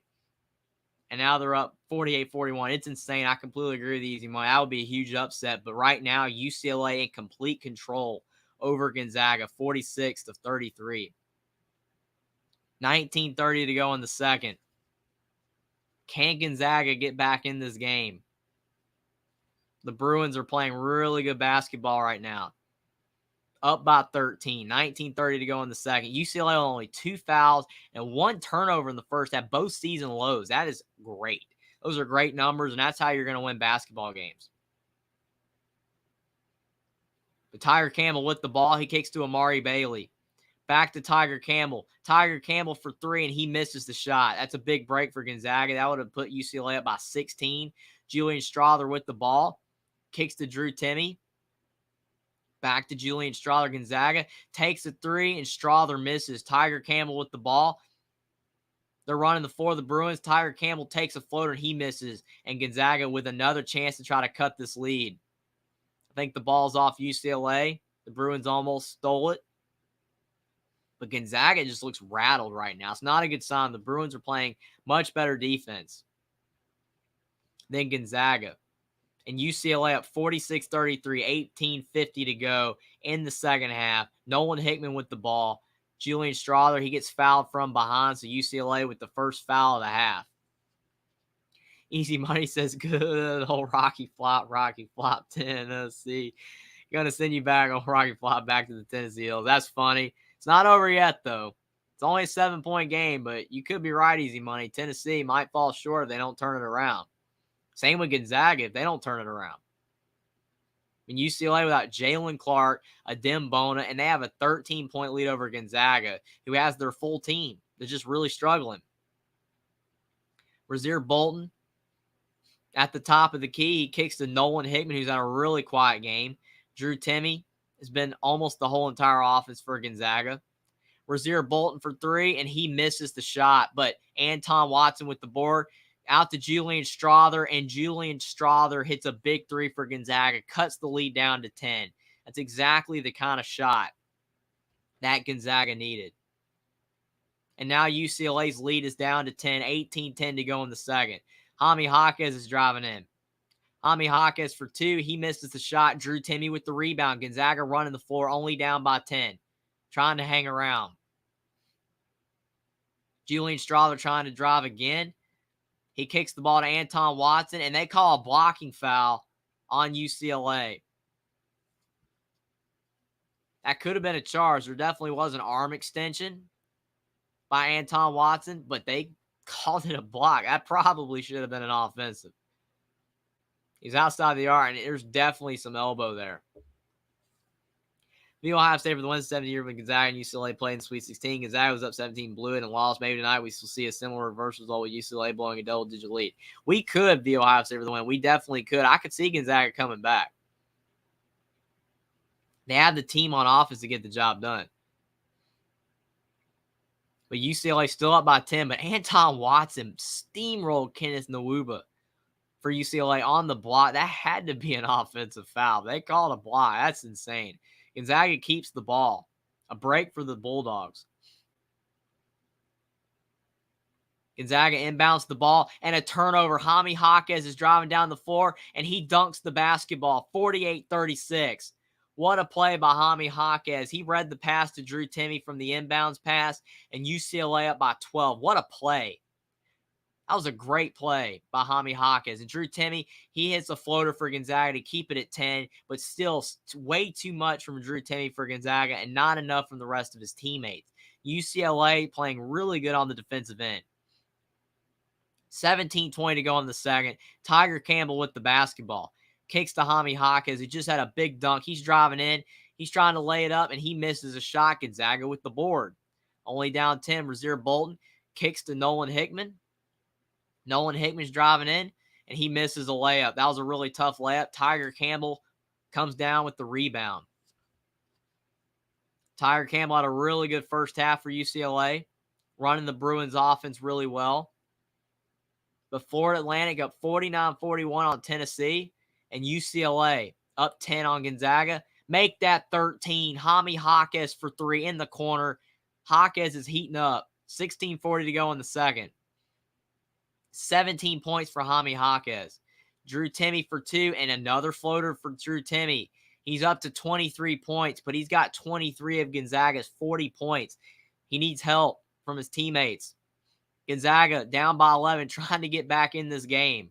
The 16-20 to go in the second. UCLA with the ball. Tiger Campbell driving in. Kicks it down low, and UCLA gets fouled by Julian Strother. The first foul on Gonzaga in this second half. Easy money says, I pull for all SEC team for a non-conference opponent, but it's always fun watching old Rocky Flop lose, no love lost. Well, the rivals, I can definitely tell you're not a Tennessee fan, but Tennessee, they're really struggling right now. Easy money says, look like football to me is this basketball. Yeah, this game is really physical right now. But UCLA at the line for 2 free throws with a chance to extend this lead. UCLA misses the first free throws. That will help out Gonzaga a little bit. Still 51-40. And Florida Atlantic still up 49-41 on Tennessee. 7 to go.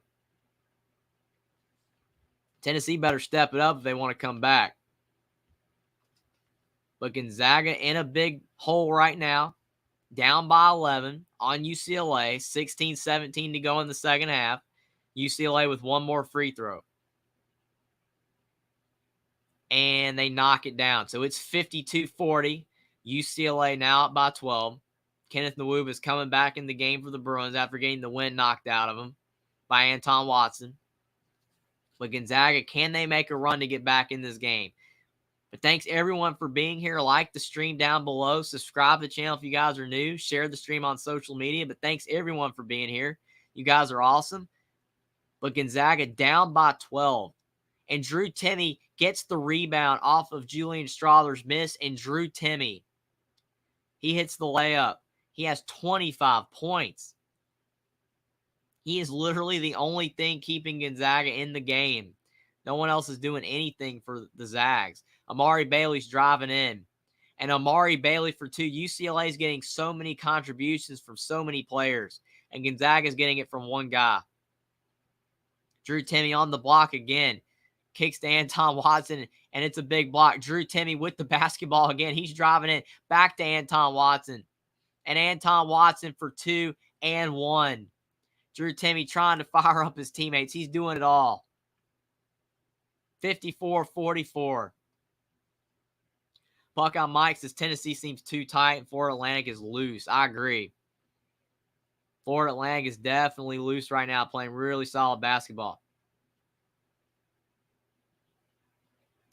Easy Money says, Buck, got Tennessee winner or lose. Not that's funny. Easy Money says, geez, UCLA is fine-tuned. The Ohio State for the win says, if Timme weren't playing, Gonzaga would be down by 25 or 30 points. For sure. I mean, the rest of the team's just struggling, but maybe that layup for Anton Watson will get him going. You never know. We shall see. Easy Money says, got you on the like, Jeffrey. I forgot. Thank you, Easy Money. No worries.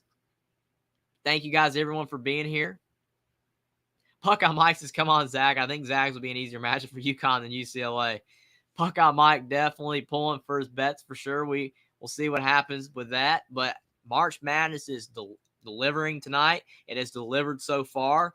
And you look at this game between Gonzaga and UCLA. It's been a high-level basketball game. Drew Timme giving it everything he's got for Gonzaga, trying to will his team to victory. But his teammates are struggling, but they're still in the game, only down by 10. It's not over yet. But now Florida Atlantic up 51-41 on Tennessee. 6:51 to go. Easy Money says Florida Atlantic up by 10, and the Volunteers really could be on upset alert.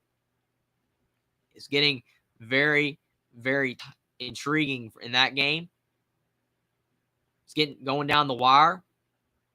It's getting into crunch time. Only 6:35 left in the game. But if the Volunteers, if they want to move on to the Elite Eight, they have to get it going. Buckeye Mike says March Madness has delivered since the opening tip of the first four. I agree, Buckeye Mike. It's been a fantastic tournament, and I think every single year it delivers. I mean, you look at March Madness every single year that it happens. All these teams, different matchups. Every team, giving it everything they've got, new players, new coaches, new faces. I just think all around every year, you just get so many memories, so many great games, so many teams playing at a high level. You can't ask for much more as a basketball fan. I think it's one of the best times of the year. But Florida Atlantic up 53-43 on Tennessee, 5:50 to go. Easy Money said, Buckeye Mike, you are right for sure. I mean, you can't ask for much more as a college basketball fan or a basketball fan in general. A lot of people don't even watch the regular season, which I think's, wild for sure. I think that the regular season has a lot of great games, a lot of great matchups, and you might not have the intrigue of it being, an elimination game every time around where you lose, you're out, but the regular season is still awesome. But March Madness is one of the most unique tournaments of all the sports in football, basketball, and any other sport. I think that's why so many people love watching it because it's just awesome. You cannot beat March Madness. Buckeye Mike said, I turned it off and been watching. That's interesting for sure. We still got some great games going on. UCLA up 54-44 on Gonzaga, 15-25 to go in the second, and Florida Atlantic up 53-43 with 5:30 to go in the second. It's last call for Tennessee, and they just scored to cut it to 8.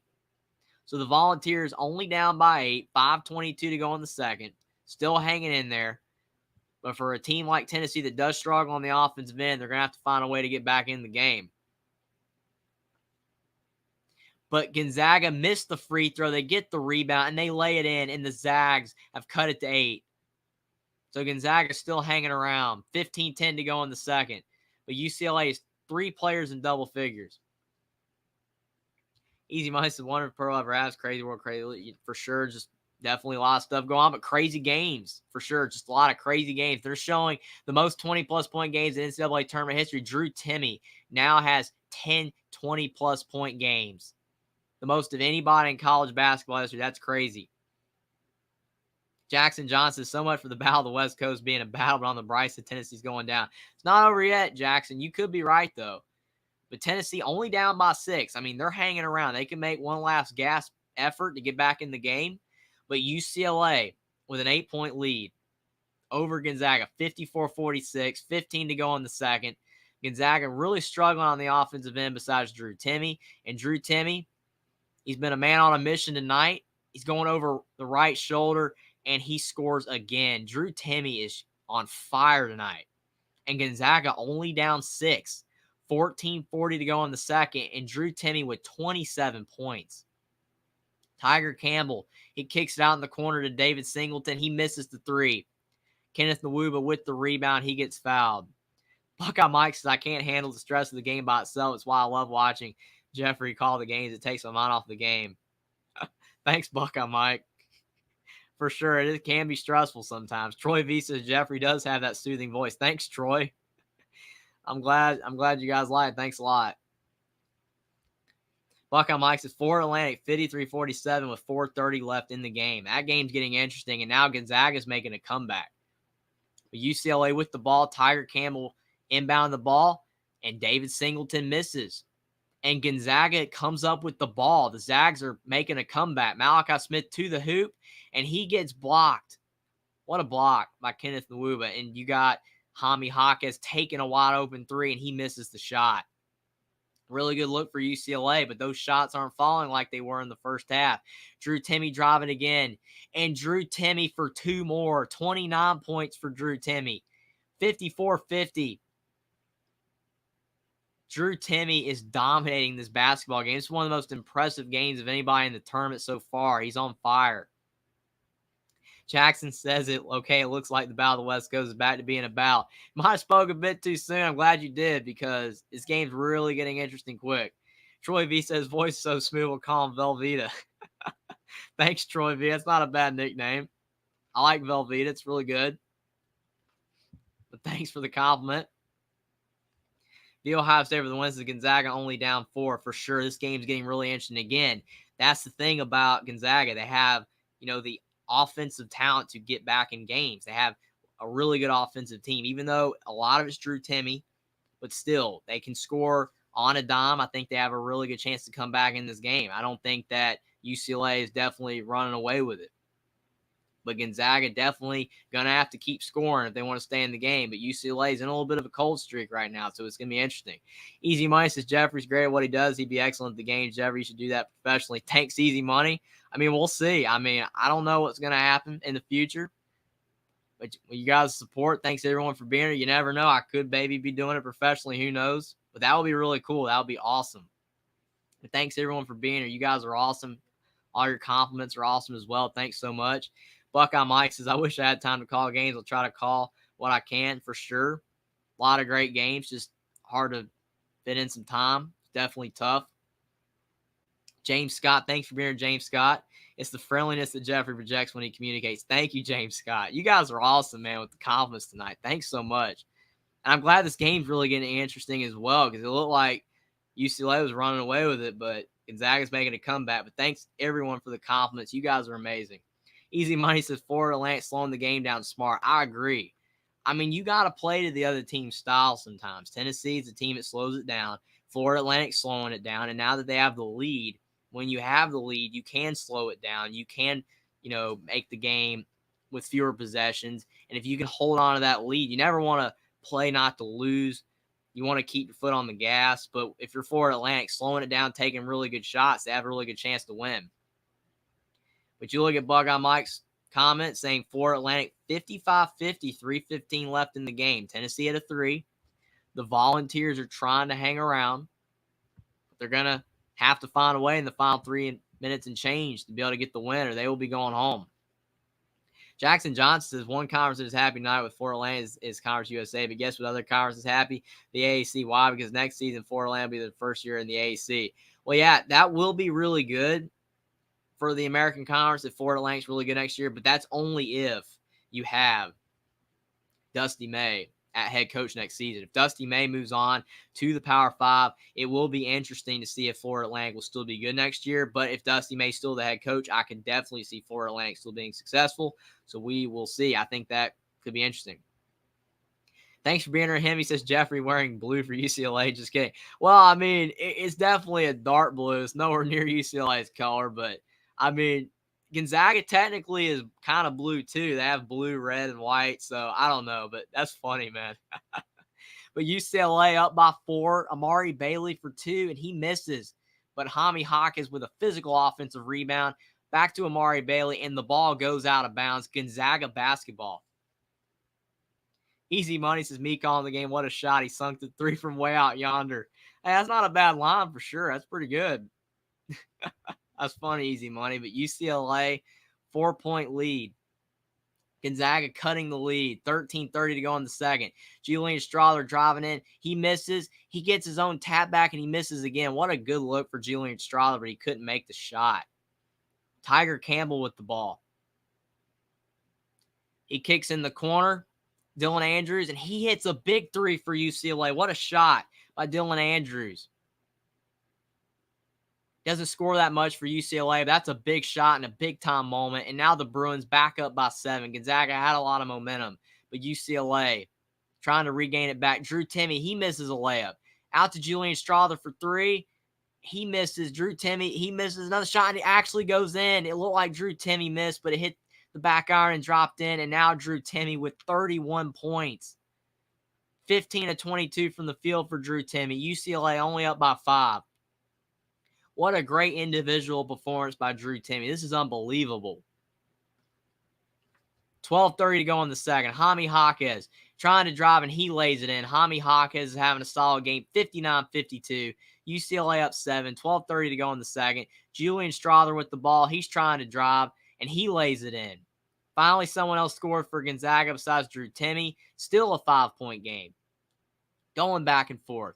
Before Atlantic up 55-50 on Tennessee, 3:10 to go. But UCLA up 59-54 on Gonzaga, 12:10 to go in the second. And Jaime Jaquez gets called for an offensive foul. Insane.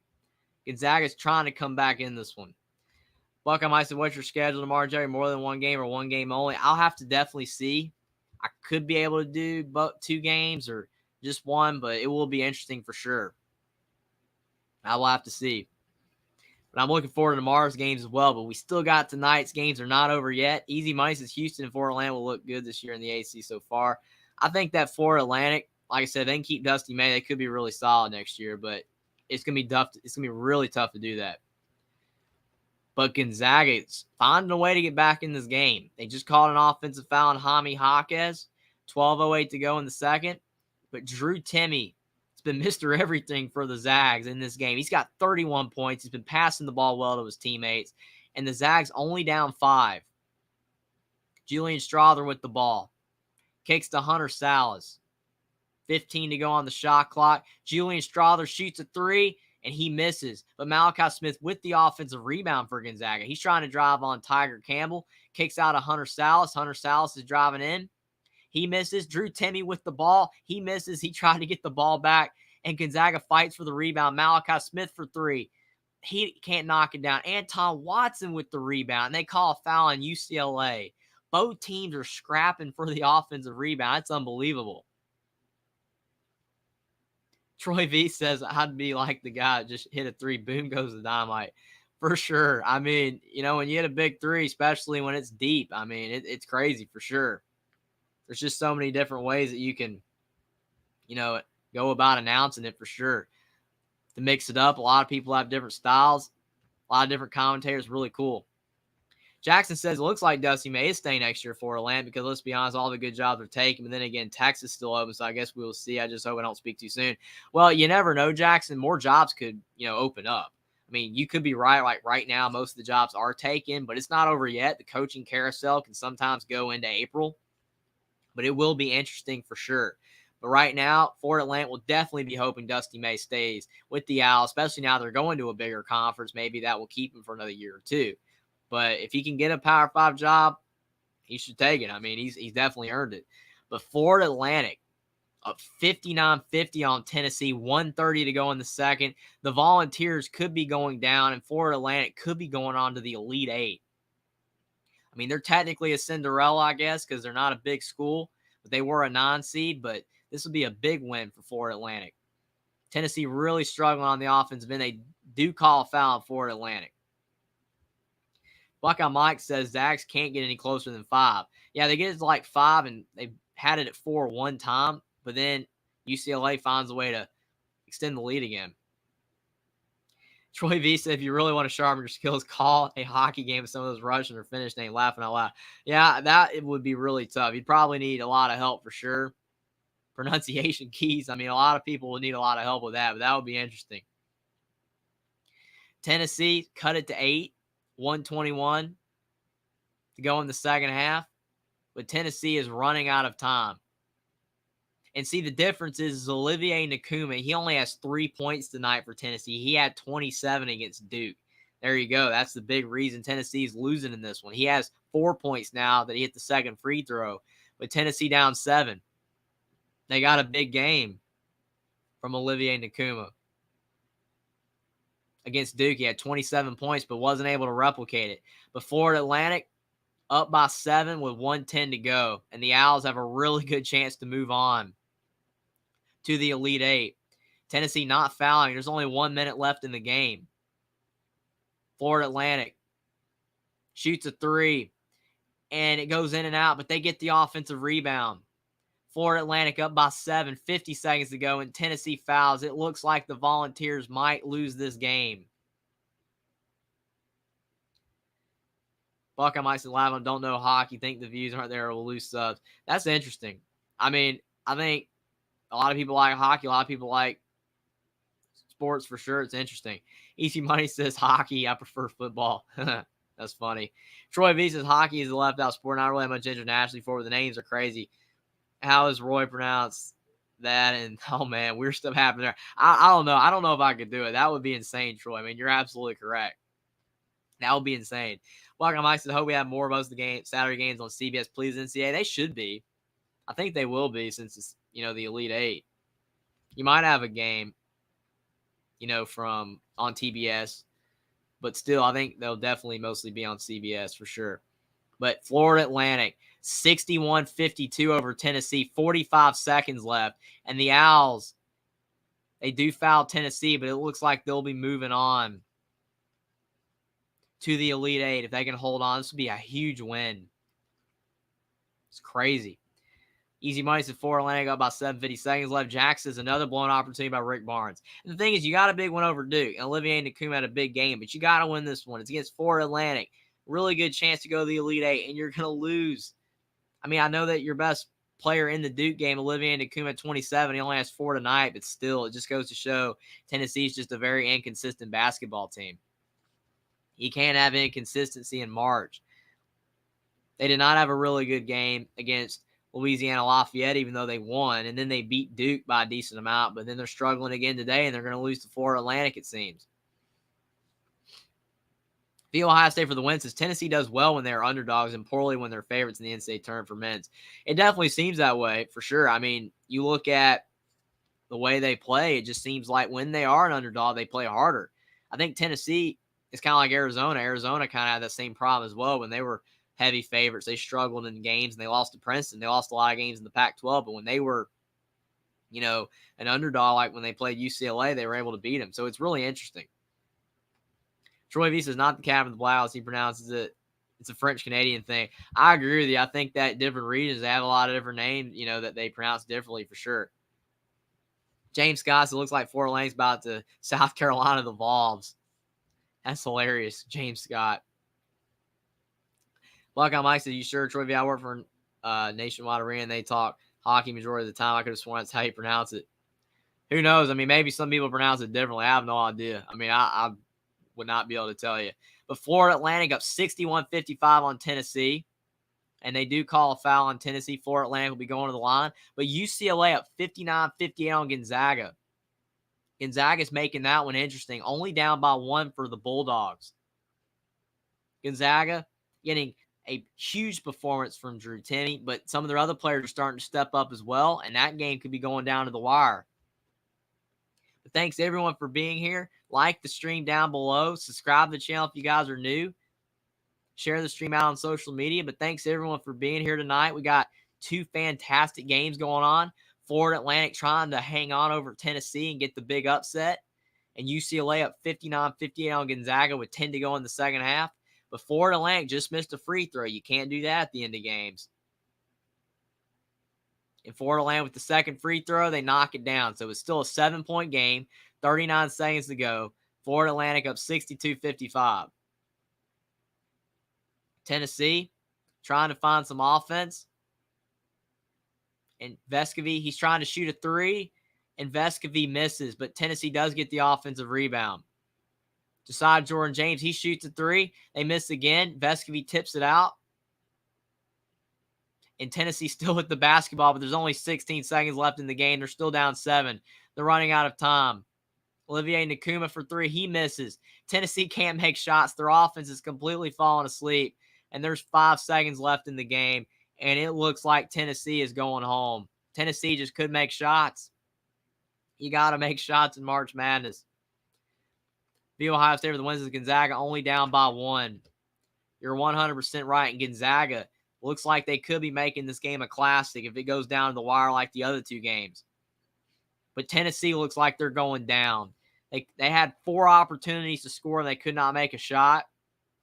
And it looks like the Florida Atlantic Owls are going to be moving on to the Elite Eight. What a huge win for Dusty May. But UCLA up 59-58 over Gonzaga, and Malachi Smith with a 1-1 for Gonzaga. And if he hits both these free throws, the Bulldogs could take the lead. That seemed improbable when it was 46-33 at the half. 9:32 to go in the second. Malachi Smith with a 1-1. Pretty solid guard for the Bulldogs. And he hits the first. We have a tie game, 59 all. Easy Mike says, you're right, they beat my Crimson Tide. I know the Volunteer were underdog in that game. It was in Knoxville for sure. Volunteers definitely play better in big games. They struggle against smaller opponents. Malachi Smith, he misses the second, so it's still tied.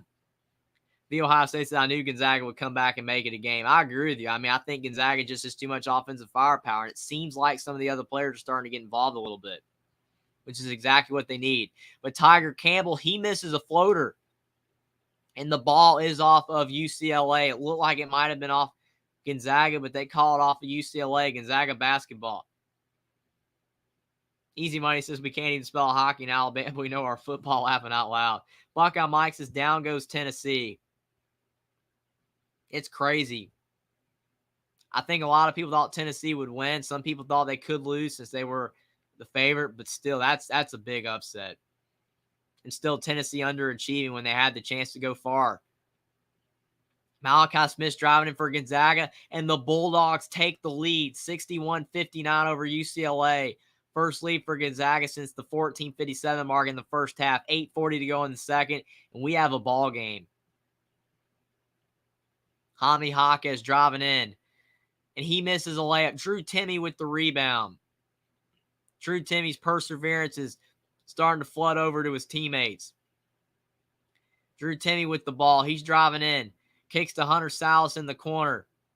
Hunter Salas kicks it back out to Julian Strother. Gonzaga looks like they have a lot more energy now that they have the lead. They're playing much better basketball. Drew Timme's driving in. And they call an offensive foul on Drew Timme. He tried to get a good look for Hunter Salas, but they call an offensive foul. One of the only mistakes he's made in this game. Buckeye Mike says, is Florida Atlantic this year's George Mason? I know Princeton is currently the Cinderella. That's a good question. I mean, I think that Florida Atlantic is still technically a Cinderella, even though they are a non-seed. But technically, you could say it's a Cinderella story. They're not really supposed to go this far. But Florida Atlantic with the 62-55 win over Tennessee, and the Owls are in the Elite Eight. That's what makes March Madness so awesome, is when teams like that get to go really far. You just don't see that in football. Football is awesome, but man, March Madness is incredible. But UCLA has not scored in over 4.5 minutes. The Bruins offense is completely fallen asleep. Gonzaga with the basketball. And they call an over and back on the Bulldogs. So 7:45 to go in the second, and UCLA will be getting the basketball back. Troy V says tie game on Gonzaga UCLA. It's getting really interesting. But Easy Money says it's over for old Rocky Flop. Yeah, Tennessee went down. Their offense came back to bite them. They couldn't score. James Scott says to make up 7 points in 5 seconds in football, you could do it, but not so much in basketball. Oh, for sure. I mean, if you got a 4th and goal, 5 seconds left, you're at the 1, it's possible. Buckeye Mike says, does anyone remember George Mason's crazy, incredible run to the 06 Final Four? Yeah, that was insane. Jim Larinaga was the head coach, the Miami coach currently, which is why he got the Miami job, because he took George Mason to the Final Four back in 2006. Really good coach. Easy Mike says, yeah, Tennessee would need a really good Hail Mary. Well, unfortunately, they didn't get it because Florida Atlantic got the win. Easy Mike says, how about Zaga coming back? I agree. I mean, again, I thought that their offense could come back. I think overall, a lot of people thought maybe they could be done, but their offense is so good. Even though their offense was really struggling, it was all Drew Timme. The other players are starting to step up now, and I think that all they needed was more contributions from some of their other players. As long as Drew Timme was keeping Gonzaga relatively in the game, and now you're seeing the effect. Gonzaga has the lead. They're playing great. Troy V says, I remember that run, Miles, and Riyadh won some sodas because I took the underdog. That's really cool, man. I think that That was a great run back then. It just goes again to show that so many teams can make runs. Easy Money says, hey, Jeff, are you doing my Bama game tomorrow? That's a really good question. I really want to do it. It's really tough to do earlier games. I'm not saying I can't do it. I'll have to see for sure. But I have to look at my schedule. But I would definitely like to do that game. But you guys will definitely see if I'm doing the game. I'll have the live stream up. But hopefully I can. I know you would love that for sure. Alabama, San Diego State will be a big game. But for sure, I will definitely be live streaming a game tomorrow, but I'll definitely have to see my schedule, and maybe I could do two, but it'll be interesting. But again, thanks everyone for being here tonight for this big game between Gonzaga and UCLA. Subscribe to the channel if you guys are new. Like the stream down below. But thanks everyone for being here. The Ohio State for the win says Florida Atlantic versus Kansas State is on TBS Saturday, 6:09 tip time. That's cool. So there still is TBS games. I mean, I think most of them will be on CBS, but it will be interesting. Easy Mices will play it by ear for sure. Gotta play it by ear. Thanks everyone for being here. You guys have made this an awesome stream tonight. But Gonzaga up 61-59 over UCLA. 7:45 to go in the second. And UCLA's offense has completely disappeared. It's really interesting to see, too, the way they were playing in the first half, but still, the type shots they were making, you just kind of felt eventually UCLA was not going to hit the shots. And you look at Jaime Jaquez, he has 19 points, but he's only 9 of 21 from the field now. He's starting to miss some shots. And Drew Timme, 15 of 23 from the field, 33 points, keeping Gonzaga in this game. Buckeye Mike says, no, I want to call an FAU game, and now they have to make the Final Four for me to do it. Well, we'll see. You never know the way Florida Atlantic's playing. They could. But it's 61-59, 7:30 to go in the second. UCLA basketball. After the charge on Drew Timme, David Singleton kicks to Jaime Jaquez in the corner. Jaquez is trying to drive on Anton Watson. He misses the shot, and Ben Gregg with the rebound. UCLA's offense has completely gone cold. Easy Money, this should be a good game, and I'm going with Kansas State. I agree. I think Kansas State will have too much firepower, but you never know. You never know. Florida Atlantic could get the job done, but the way Kansas State's playing, they'll have a really good chance to win. But Gonzaga up 61-59. Ben Gregg in the corner. He kicks back to Julian Strahler. 5 seconds to go on the shot clock. Julian Strahler's driving in. He gets blocked by Kenneth Nwuba, and there's a shot clock violation on Gonzaga. The Ohio State for the wins. The Final Four is on CBS this year. Should be awesome. I'm looking forward to the Final Four. Should be some awesome games, but we got a classic game going on right now. It could be going down to the wire.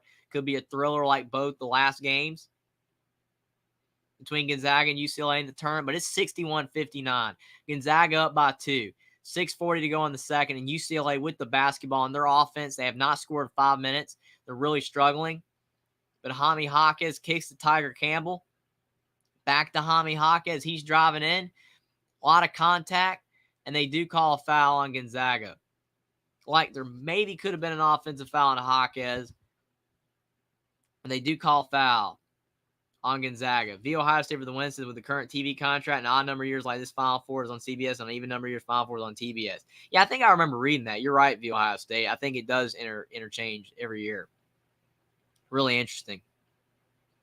The Jaime Hawk is at the line, and he makes the first to end the UCLA scoring drought. Bruins only down by 1. Easy Money in my Bama games on TBS tomorrow at 5:30 Central Time.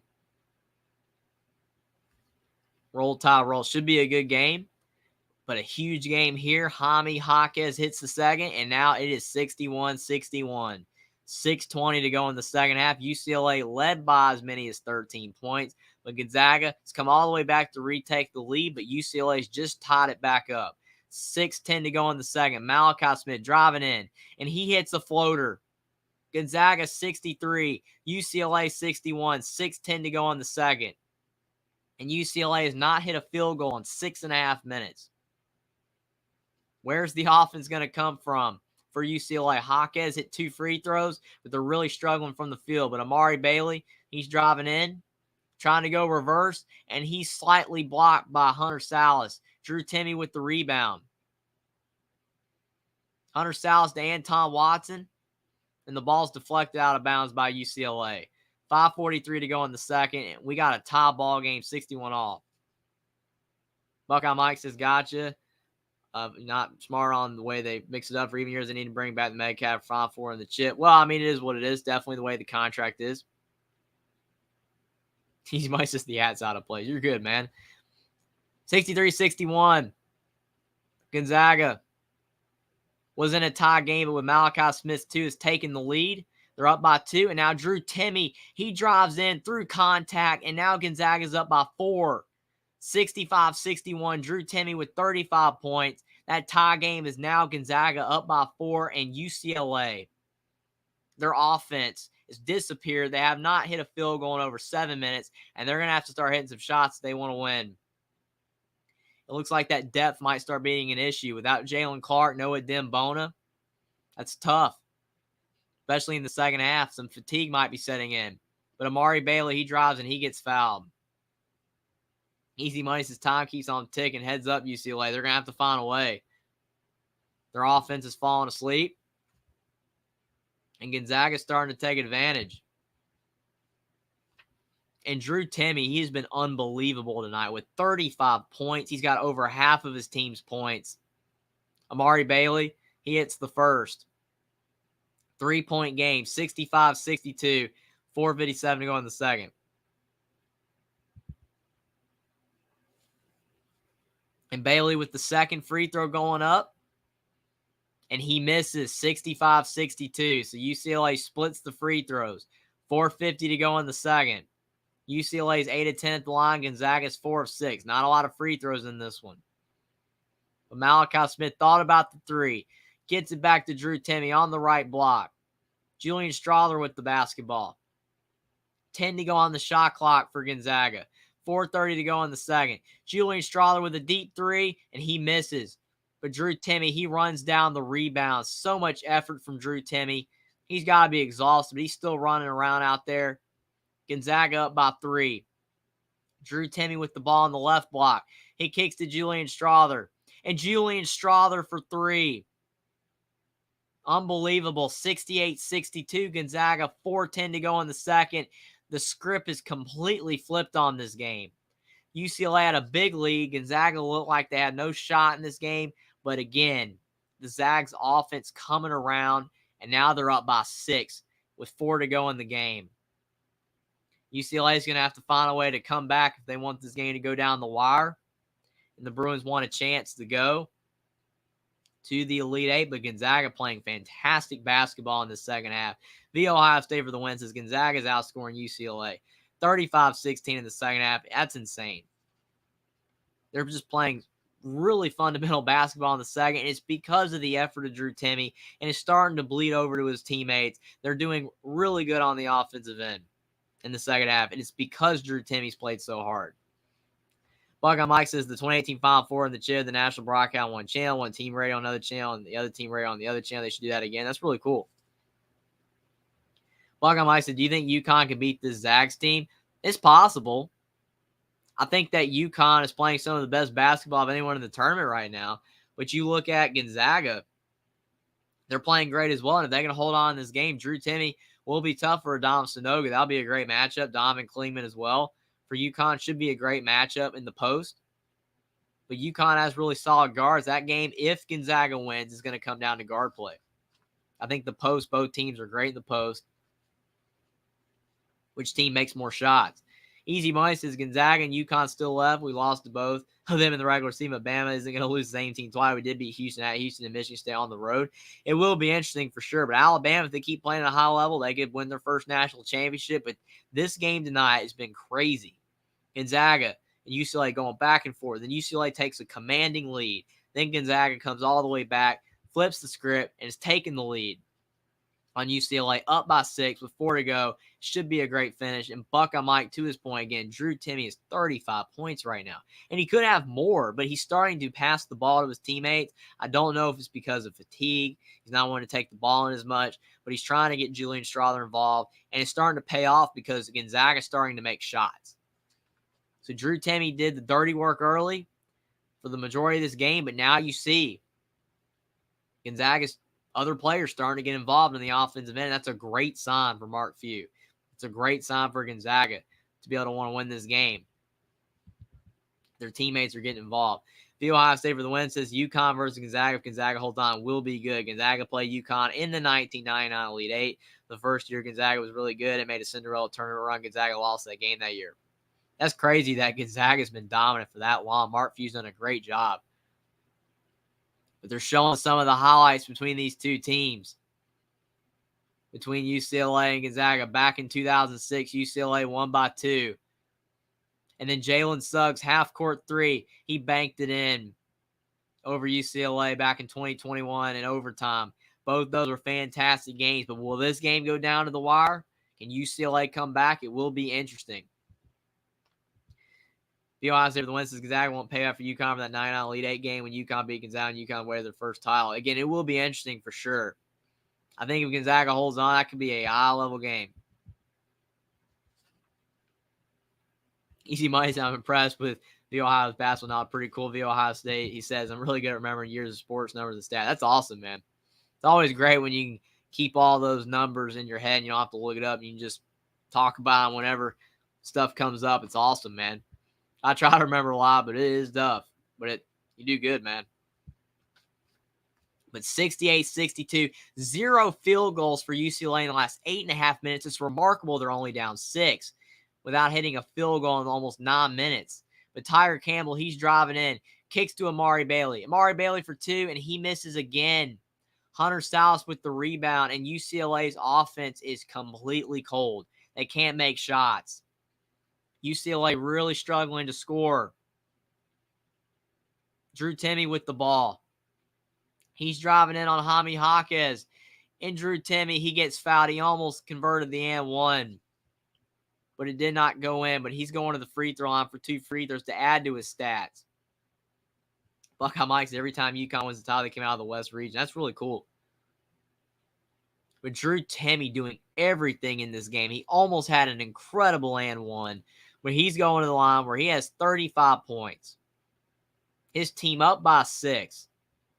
He has more field goals and more points than the rest of his team combined. And Drew Timme, he does miss the first free throw. That could be fatigue. He's not the greatest free throw shooter. But fatigue could be an issue.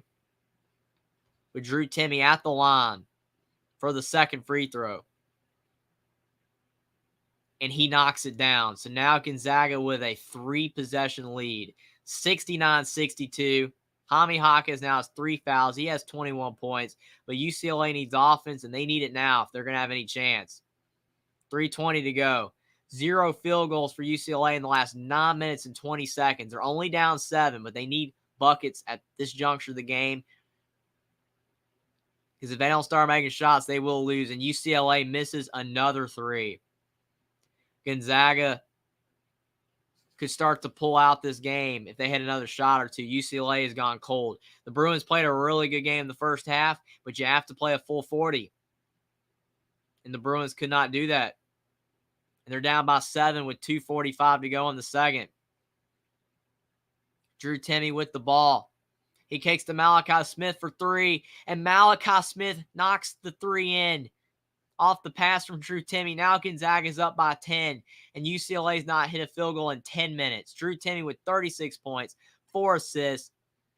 UCLA cannot buy a bucket right now. Tiger Campbell's driving in, and he still can't hit a field goal. More free throws for UCLA, but they can't make a shot. The Ohio State for the win says, yep, Buckeye Mike. 2014 was the only year UConn won the title outside the West. 2014, UConn was in the East region, winning it all as a 7 seed. Good memory of the Ohio State again. UConn has also won every title except the 9 title in the state of Texas. Final Four is in Houston, Texas. That's really interesting. But Tiger Campbell at the line, and he makes the free throw. But all UCLA's been able to hit in the second half are free throws. They can't make shots. They've only hit 2 field goals in this second half. They haven't hit a field goal in almost 10 minutes. And they're only down 9, but there's only 2:23 to go. And it looks like UCLA might fall short. They couldn't continue their hot shooting from the first half. And Tiger Campbell, he misses the second. Gonzaga up 9, 2:10 to go in the second. The Bulldogs might be going on to the Elite Eight if they can hold on. been a high-level game. Might not be a classic like the other two games, but still a really solid game. But a foul by Jaime Hawkins, that's his 4th foul. And Gonzaga will have some free throws. Easy money says VO high. I'm like that in football, especially Bama's history, but I believe you have a broader range of sports knowledge. For sure, he does awesome. UConn won it all in 2004 in San Antonio, 2011 in Houston, 2014 in North Texas. This is VO Ohio State. Buckeye Mike, again, look at the field goals as he says. This half, Zaga 16 of 25, UCLA 2 of 14. UCLA can't make shots. But Julian Strawther, he does miss the 1-and-1 to breathe a little life into UCLA. 2 minutes to go. Tiger Campbell's driving in. And he still misses a layup. No field goals for UCLA in 11 minutes. Had a really good look at the basket. And a timeout for Gonzaga. Malachi Smith uses Gonzaga's 2nd timeout. Porter's awesome channel. Thanks for being here. He says score. Yeah, if you're a UCLA fan, it's really unfortunate for UCLA. What is the score? He says, again, Gonzaga's up 72-63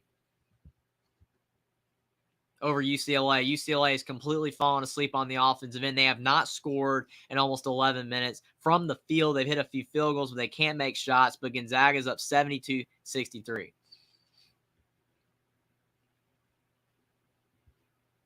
Buck on my side just telling the score. Thanks for the update, 72-63 Buck on Mike. But yeah, it's getting interesting. Buck on Mike's is good. I bet small amount Gonzaga winning and Florida Atlantic winning. I'll basically win back my $10 Gonzaga winning if they do. That's cool, Buck on Mike. But overall, it does look like Gonzaga is going to hold on. Easy Mike says good luck and looking good right now. I think overall, Buck on Mike doing pretty good there.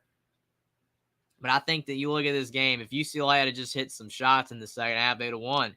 They had the game all but wrapped up in the first half, it seemed. But again, there's 2 halves in every game, and UCLA's offense just disappeared.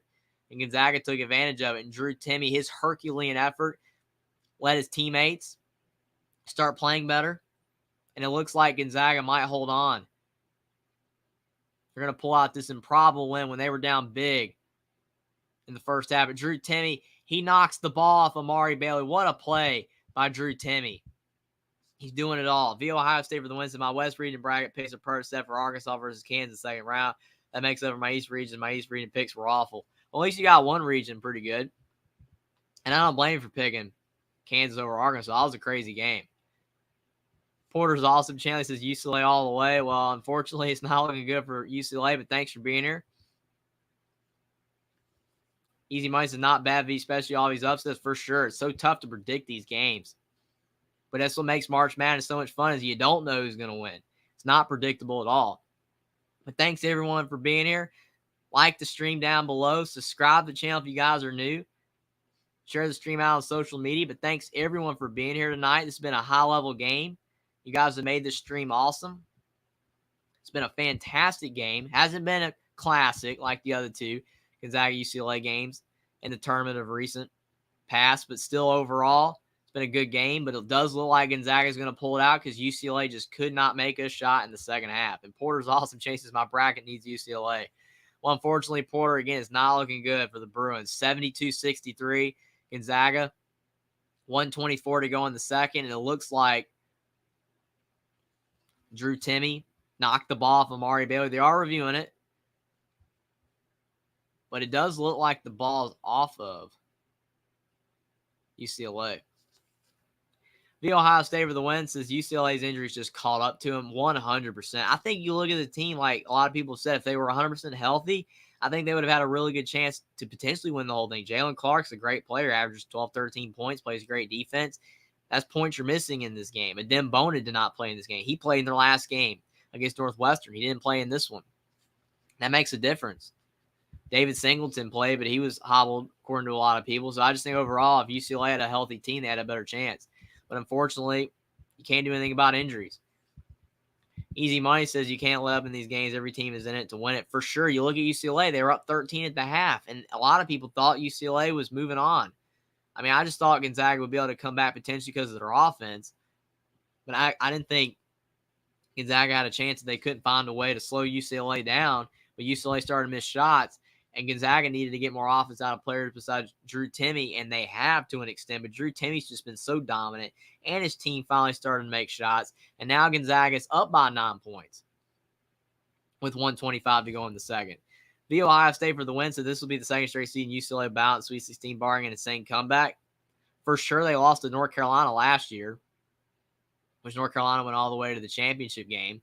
And UCLA looks like they could lose to Gonzaga. And Gonzaga, you never know, they could go all the way to the championship game. But UConn will be a tall task. But 0 field goals in the last 11 minutes for UCLA. Jaime Jaquez, he's driving in, and he ends the field goal drought.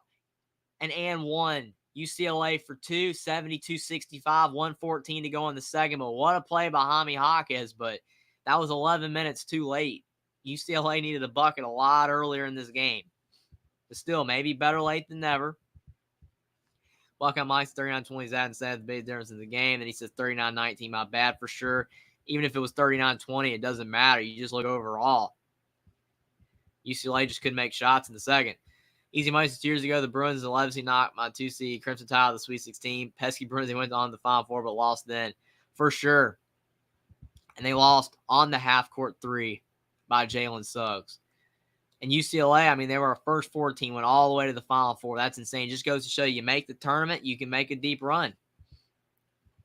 The Ohio State for the wins, yeah, that UCLA run 2021 is the 11th team having to win the playing game in date just to make the round of 64. To go to the Final Four was remarkable because, yeah, you had to play an extra game than everyone else. The fatigue you think would set in, but they went all the way. But it does look like UCLA might fall short. But it's not over yet. But Drew Timme, what a performance that he has played today. He is definitely the reason his team is ahead. He's been good on both sides of the ball, but he's made big shot after big shot, and he's played well all game long. Easy money says 1:14 down 7. Yeah, that's definitely not a lot of time. But Jaime Jaquez, he does have the free throw still waiting on the and 1. He's shooting 76% at the line this season. Try to cut this to a 2-possession game, and Jaquez does hit the free throw, so it's 72-66. UCLA did not score a field goal in 11 minutes, but they're only down 6 now that they have 1:14 to go. And Gonzaga, even though it looks like they will be moving on to the Elite Eight, it's not over yet. UCLA trying to play pressure defense, but probably need to play straight up, don't foul. And they call a blocking foul. Julian Strother drove into the lane, and they call a blocking foul. That would have been huge for UCLA if they had a call to charge. The Ohio State for the wins as Alabama made an incredible 3 at the buzzer to send that UCLA versus Alabama Sweet 16 game in overtime where they fell to UCLA in overtime. Yeah, that was insane. I remember that game too. Alabama was starting to get better then. It didn't have as much talent as they do now. Buckeye Mike says, who is / was better player for the Zaga? Adam Morrison, Drew Timme, or Jalen Suggs? Well, that's a really great question because obviously Jalen Suggs, great NBA player, had a lot of success, hit that big 3 that took him to the national championship game. Adam Morrison had a great career. But you look at Drew Timme. He scored so many points. He's played all 4 years.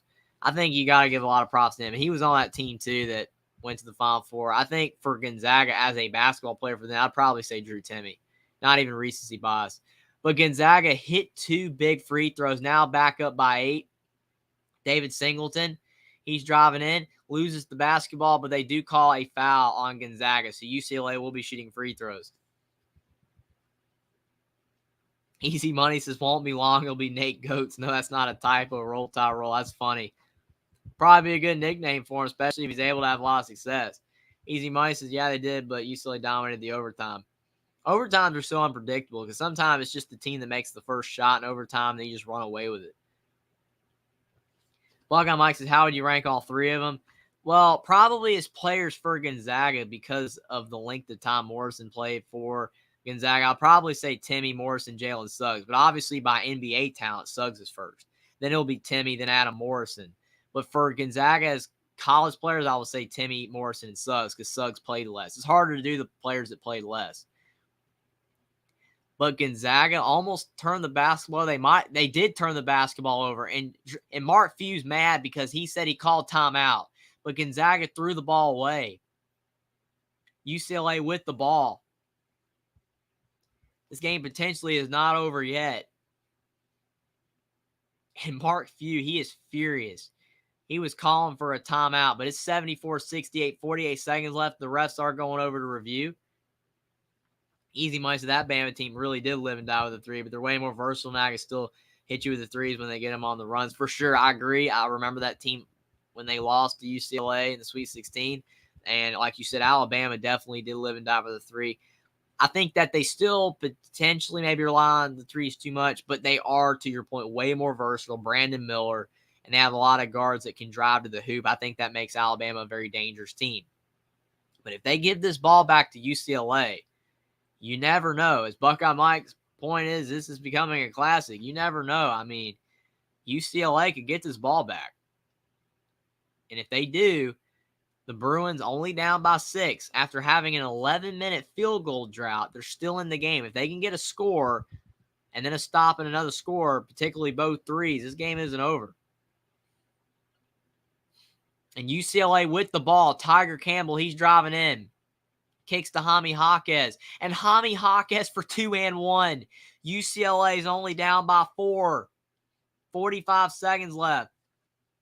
Easy money says way deeper too. Great bench play for sure. Alabama's much better bench play than they did 2 years ago. But you look at UCLA, Jaime Jaquez for 2 and 1. It's only a 4-point game. And if he hits this free throw, UCLA can play straight up defense. They don't even have to foul Gonzaga. This game's going down to the wire. Jaquez with 26 points. He's 3 of 3 at the foul line. And he knocks it down. 3-point game. 74-71. 45 seconds left. This is insane. And Gonzaga to inbound the ball. Anton Watson with the ball, and they foul him.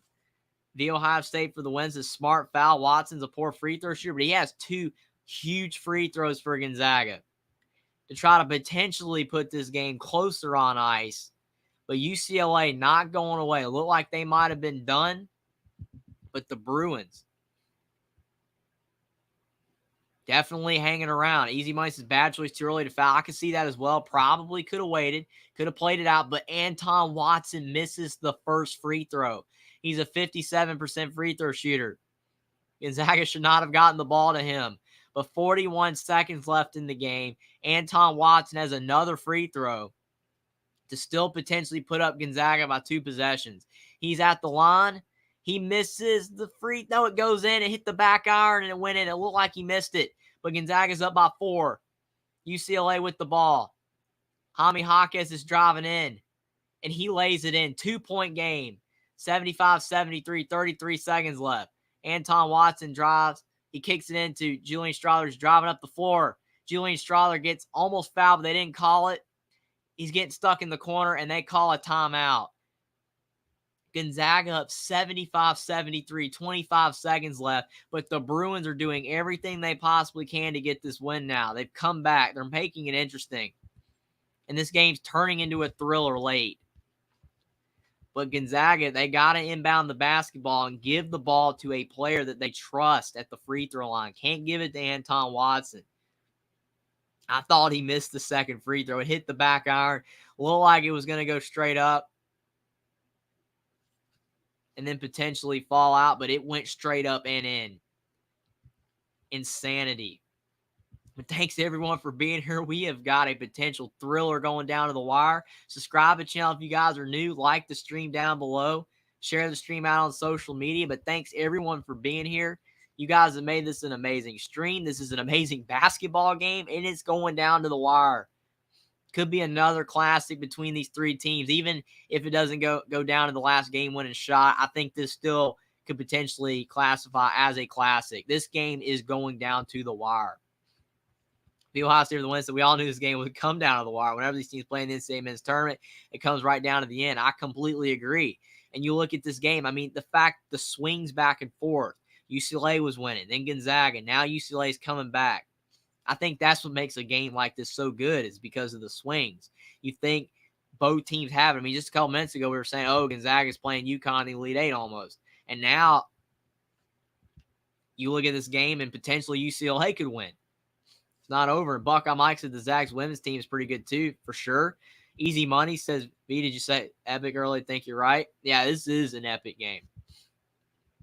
That's what March Madness is all about. We have the last game of Thursday, the Sweet 16. We've already seen Kansas State beat Michigan State in overtime and a thriller 98-93. We saw UConn beat Arkansas by over 20 points. And then we saw Florida Atlantic upset Tennessee, spoil Rick Barnes' Volunteers from going to the Elite Eight. And now we have a thriller between the Zags and the Bruins yet again, 75-73 Gonzaga. And they inbound the basketball to Drew Timme. 25 seconds left, and Drew Timme gets fouled. And Drew Timme's a solid free throw shooter for his size, shoots around 60-something%, 65, 66%, but he's got to be fatigued. Officially 64%. But he's got some big free throws. If he hits both of these, he can get his Zags back up by 4 in a 2-possession game. But he's got to be tired. It's tough to shoot free throws when you're tired, and he does it short.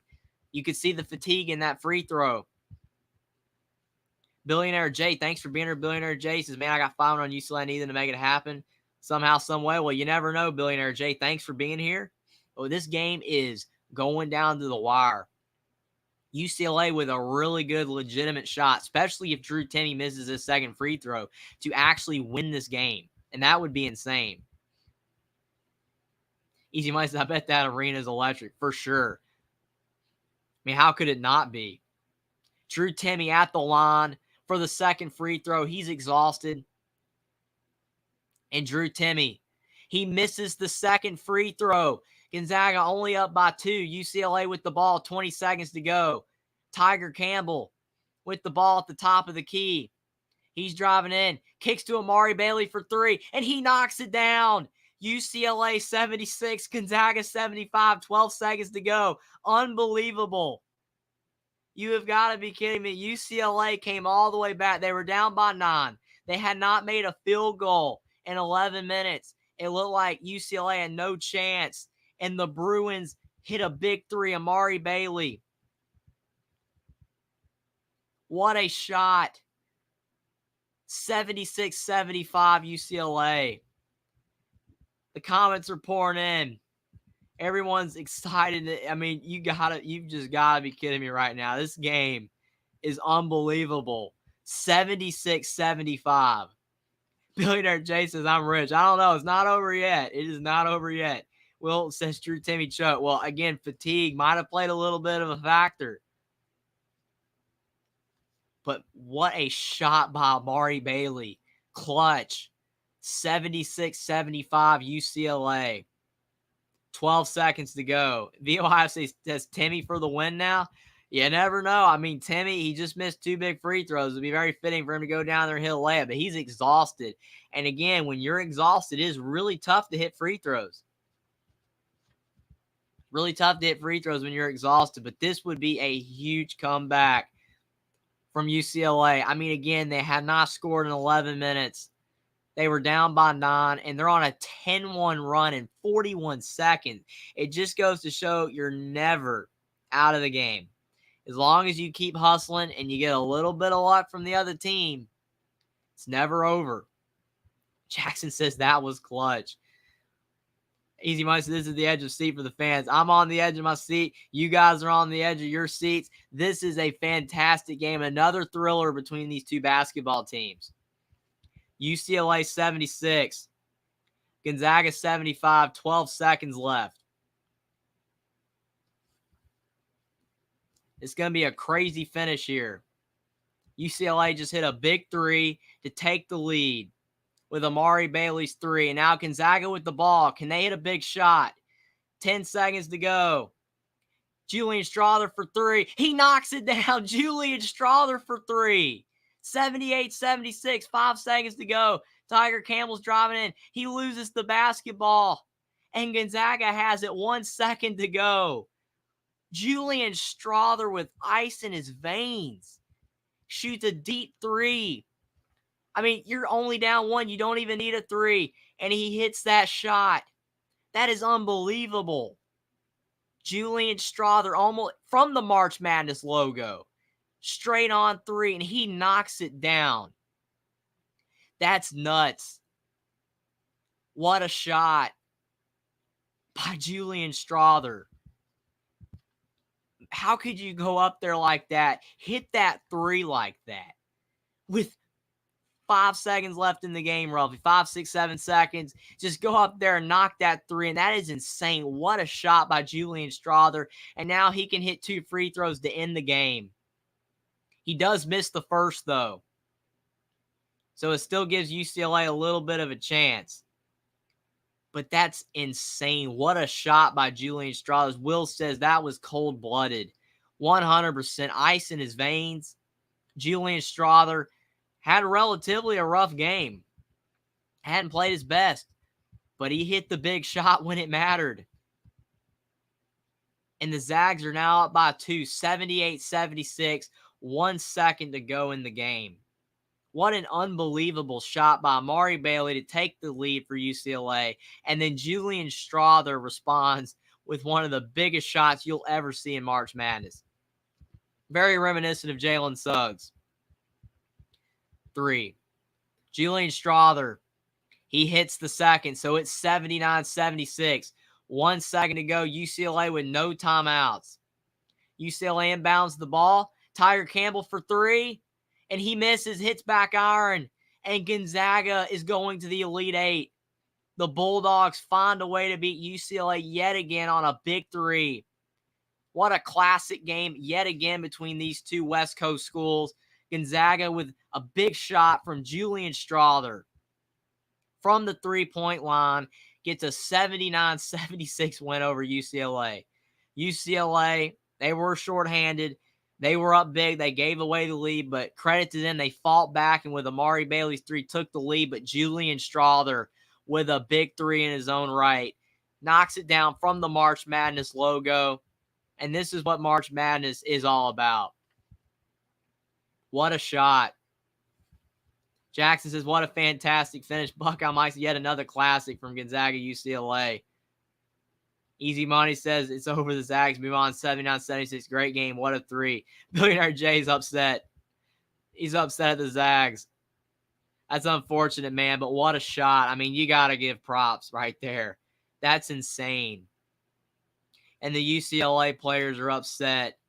It's always sad to see in March Madness, but you have a winner, you got a loser. And neither team's really a loser in this case. I mean, again, the way both teams play, but you look at UCLA, they could not hit a field goal for 11 minutes. That proved to be the difference.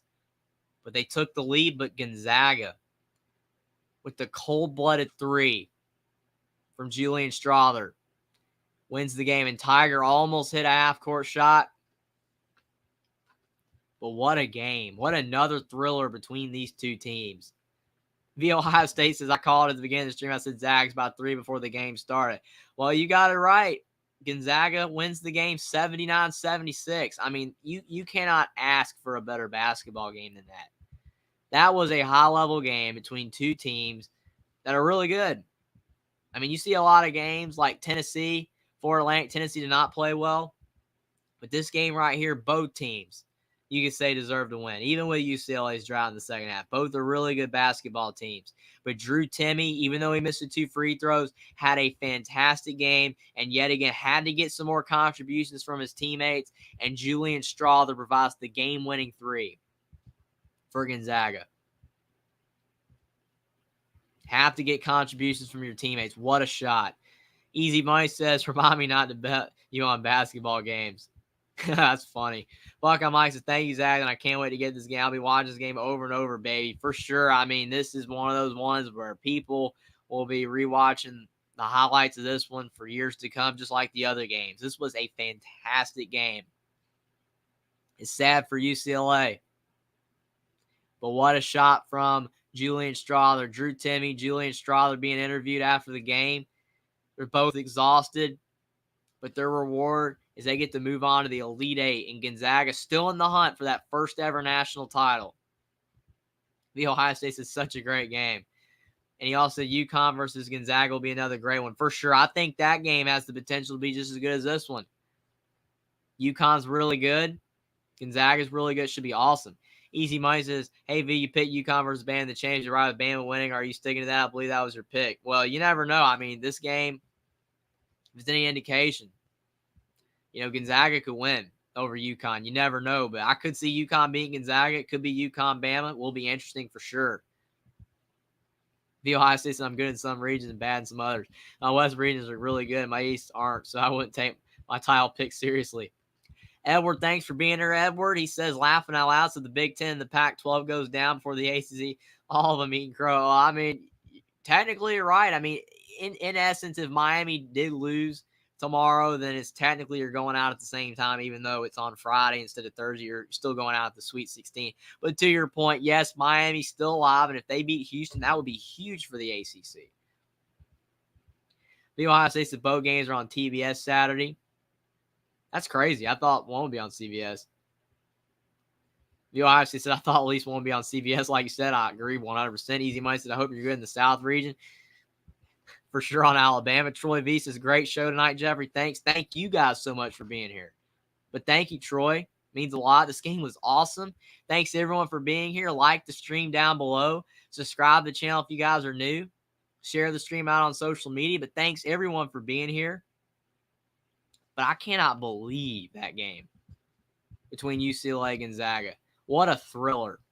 Edward said, Jeffrey, you see Tommy call K-State when lucky. Well, I mean, I don't know. It's tough when you lose. It really is. But overall, I do think that you look at, Kansas State. They're not a lucky team. They're really good. Marquise Noel, 20 points, 19 assists.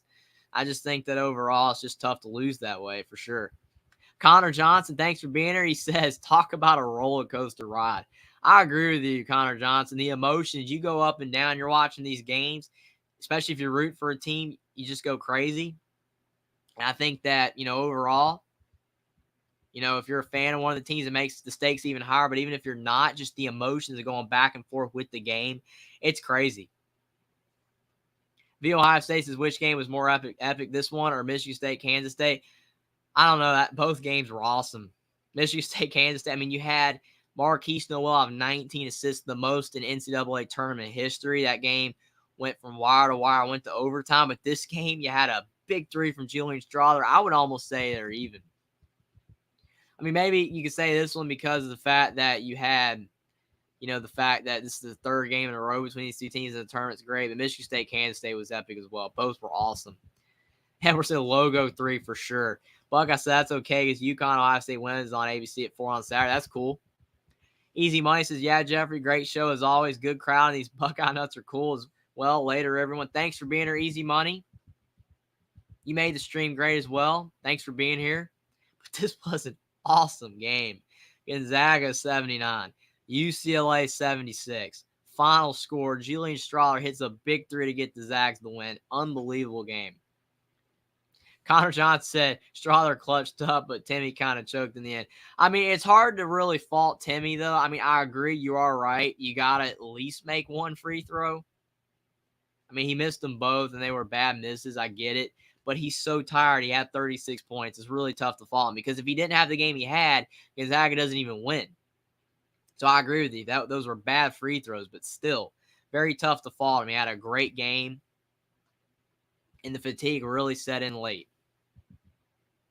Edward says he let a 5'8" point guard beat his team all night. Should have had a better game plan to stop him. Well, it's really tough to stop a guy like that. I mean, when you have a really short point guard, to be fair, you are right. You think the length and the physicality of the other team would be tough. But still, I think you look at, when you have a really short point guard, it's hard to stop him because they're so quick. And he's a great passer. When he's knocking shots down, you have to guard him really close. And then because he's hitting the threes, and then he can drive by for the layup. So it's really tough to stop a guy like Marquise Noel. That's why I'm shocked the NBA still doesn't take shorter players. I know they're defensive liabilities, but still, Marquise Noel is a great player. But I do agree with you, Edward. Michigan State should have had a better game plan. Tyson Walker thought he'd be able to slow him down a little bit because he's on the shorter side as well. He's pretty quick, but it just didn't happen. The Ohio State for the win. It's a great stream. I'm heading to bed. Have a great rest of the night. Thank you, the Ohio State, for the win. This was an awesome stream because of you guys. Thanks for being here. But, man, it's going to be really hard to go immediately to bed when the adrenaline's up after watching a game like this. This was a fantastic basketball game. Connor Johnson, he almost airballed the first. Yeah, true. Good points, Jeffrey. I mean, like I said, you guys are absolutely correct that you got to make the free throws. But, again, fatigue. You just look at Timmy. He was so exhausted. I mean, he's just sweating to death. And I'm just blown away that, Gonzaga won this game with the fact that Drew Timme still basically scored half the points. I thought Gonzaga was going to need more out of his teammates to get this win, but Drew Timme scored enough, and his teammates down the stretch made big shots. Malachi Smith, and then you had Julian Strawther. I just think his teammates did enough. Drew Timme did enough. So it was a fantastic performance all around from Gonzaga, especially Drew Timme. But Julian Strawther with the big three. But UCLA, if they hadn't had the 11-minute field goal drought in the second half, without scoring a field goal in 11 minutes, they win this game. They had to hit at least 2 or 3 shots in that span. They probably win. But UCLA just couldn't make a shot. But at least to their credit, they came back. They didn't give up, and they made this a classic. They just didn't bow out and let Gonzaga win by 10. They came back, made it a great game, took the lead, but they just fell short. Buckeye Mike said, what do you think of Noel breaking the record for most assists tonight? I think it's insane. I mean, it just goes to show you records are meant to be broken. It also goes to show you that 5'8" players are still really good sometimes. I mean, yeah, the taller guys are great. You love having those 6'5", 6'6" point guards in the NBA that can do it all, shoot, pass, drive, block, all that kind of stuff. But when you have a 5'8" point guard that when he's on the floor, he's so quick, he's so dynamic, he can get to the rim, make shots, pass to his teammates, it is very tough to stop. Edwards says they do take chance on some short player, but a lot of them just aren't great offensively to make up. Great enough offensively to make up for the defensive liability. That I agree with you, Edward. You're right, 100%. You have to be great offensively to make up for the defensive liability, 100%. And specifically now that you have a lot more taller players playing point guard in the NBA, like a Cade Cunningham, like Ben Simmons, it makes it a lot more difficult for the shorter point guards because you're having to guard that player, and it just doesn't work. So I agree with you. Most of the time, the shorter players aren't good enough offensively, but it just goes to show you, though, they can still be effective because, again, Marquise Noel, he's not supposed to do what he just did. He's not supposed to go out there and have 19 assists and score 20 points and beat Michigan State. If Michigan State was going to win, it was going to be because Keontae Johnson had a big game or Marquise Noel, he did his part, and Michigan State had a bad game. But I think overall, you just look at Marquise Noel, he showed in this game that you can still have, short point guards and have success. I just think, they're, dwindling in this day and age with all the taller players. There's not as many of them as there used to be. But watching a guy like Marquise Noel is awesome. So I just think overall that, I agree with you. There are defensive liabilities, but they're still really fun to watch. And when you have a performance like Marquise Noel had, getting the NCAA tournament record and assists in a game, it just goes to show they're still effective, especially on the offensive end. They're really fun to watch. And kudos to Marquise Noel for having such a big game. Gixter Squid, thanks for being here, Gixter Squid. He says, keep it up. Great show and great coverage. Fight on. Thank you so much for the compliment. Thanks for being here. What a big game. Fantastic game. You guys made it awesome as well. You guys were great in the comments so much. But, man, this game was great. Edward says, like Isaiah Thomas or Nate Robinson, Spud, or Muggsy for sure. Just so many great shorter guys. I just think, again, sometimes you still need to have them. Not that the NBA needs to be dominated by shorter players, but still you need to have a few of these below 6-foot players. It's unfortunate there's not as many of them. They're in Europe, and they're playing really well. But it was great to see Marquise Noel have that great of a game. Buckeye Mike says, can't wait for tomorrow, Jerry. Sorry if you feel like I'm pressuring you and doing streams. Just glad to talk to you about some basketball. Oh, I love talking with you guys as well. You guys make these streams great. These games have been awesome. I definitely have to see the schedule tomorrow, my schedule, but see how it works out. But I definitely will try my hardest to do a stream or two. It should be a lot of fun.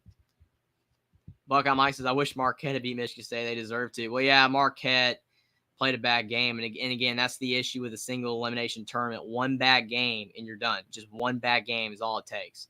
And I think that you look at Marquette, they had a bad game. They couldn't make shots. They've been hitting shots all year long in the Big East, in their conference tournament. They played great. But then Marquette played Michigan State, couldn't make a shot.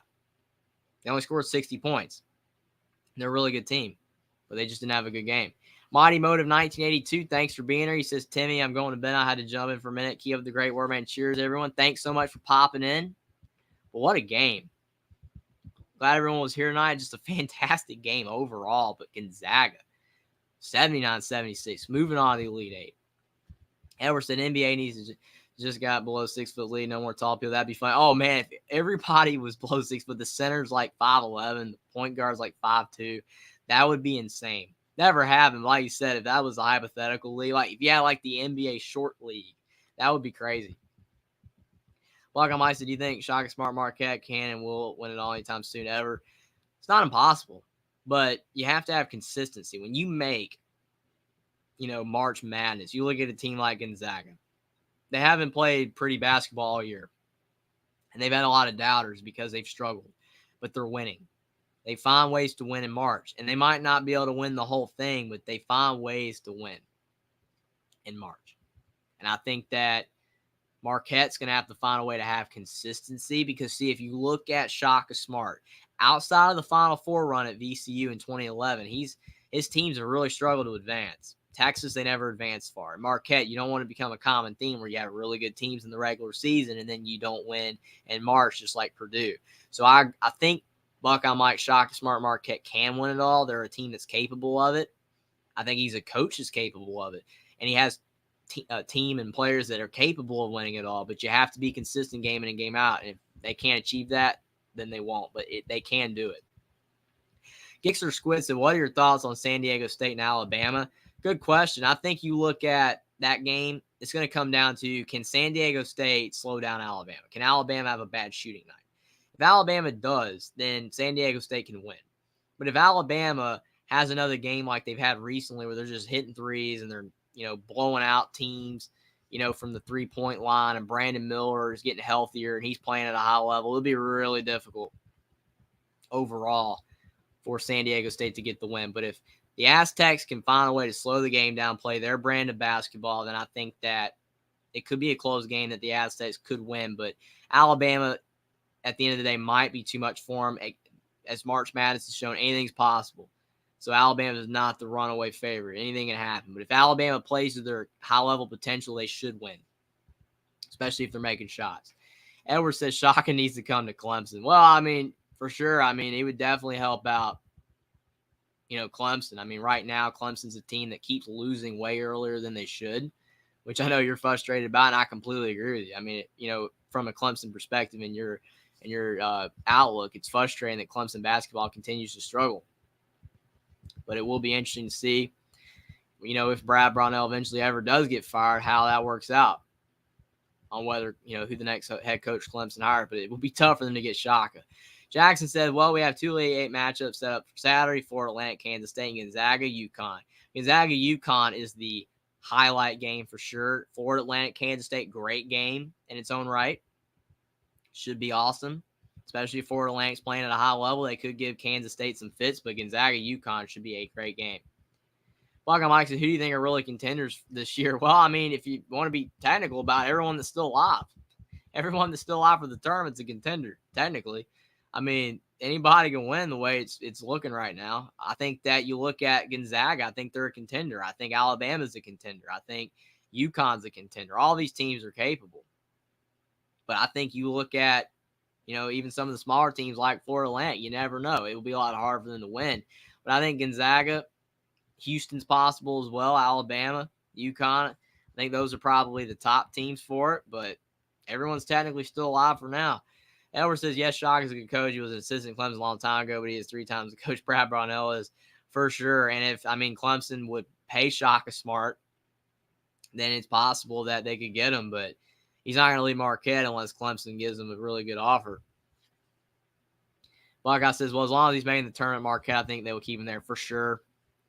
He'd have to get fired, and then Clemson would have to offer the job for him that there would be any chance for him to go there. Edwards said the league taxes the regular season and Big 12 changed for the first time.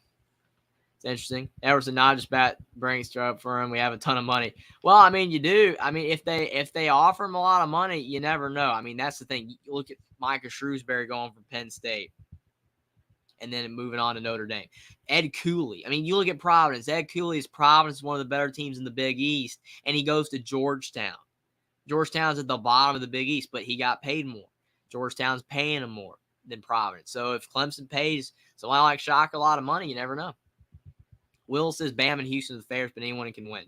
for sure. I think Bama's definitely a favorite. I was thinking the winner of Gonzaga UConn's a favorite as well. Whoever wins that game. Houston as well. All those teams. Edwards said, I mean, Brad's making $3 million to underachieve. $3 million is pretty good.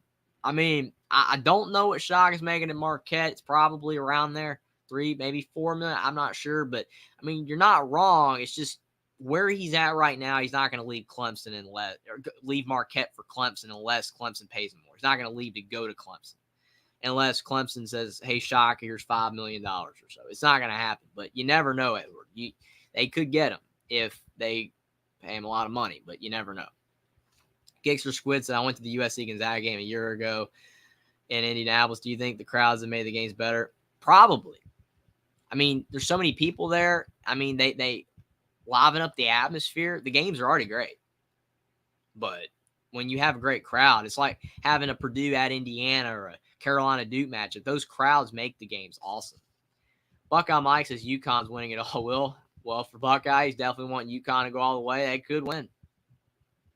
Will says, I don't like Dan Hurley. Hope not.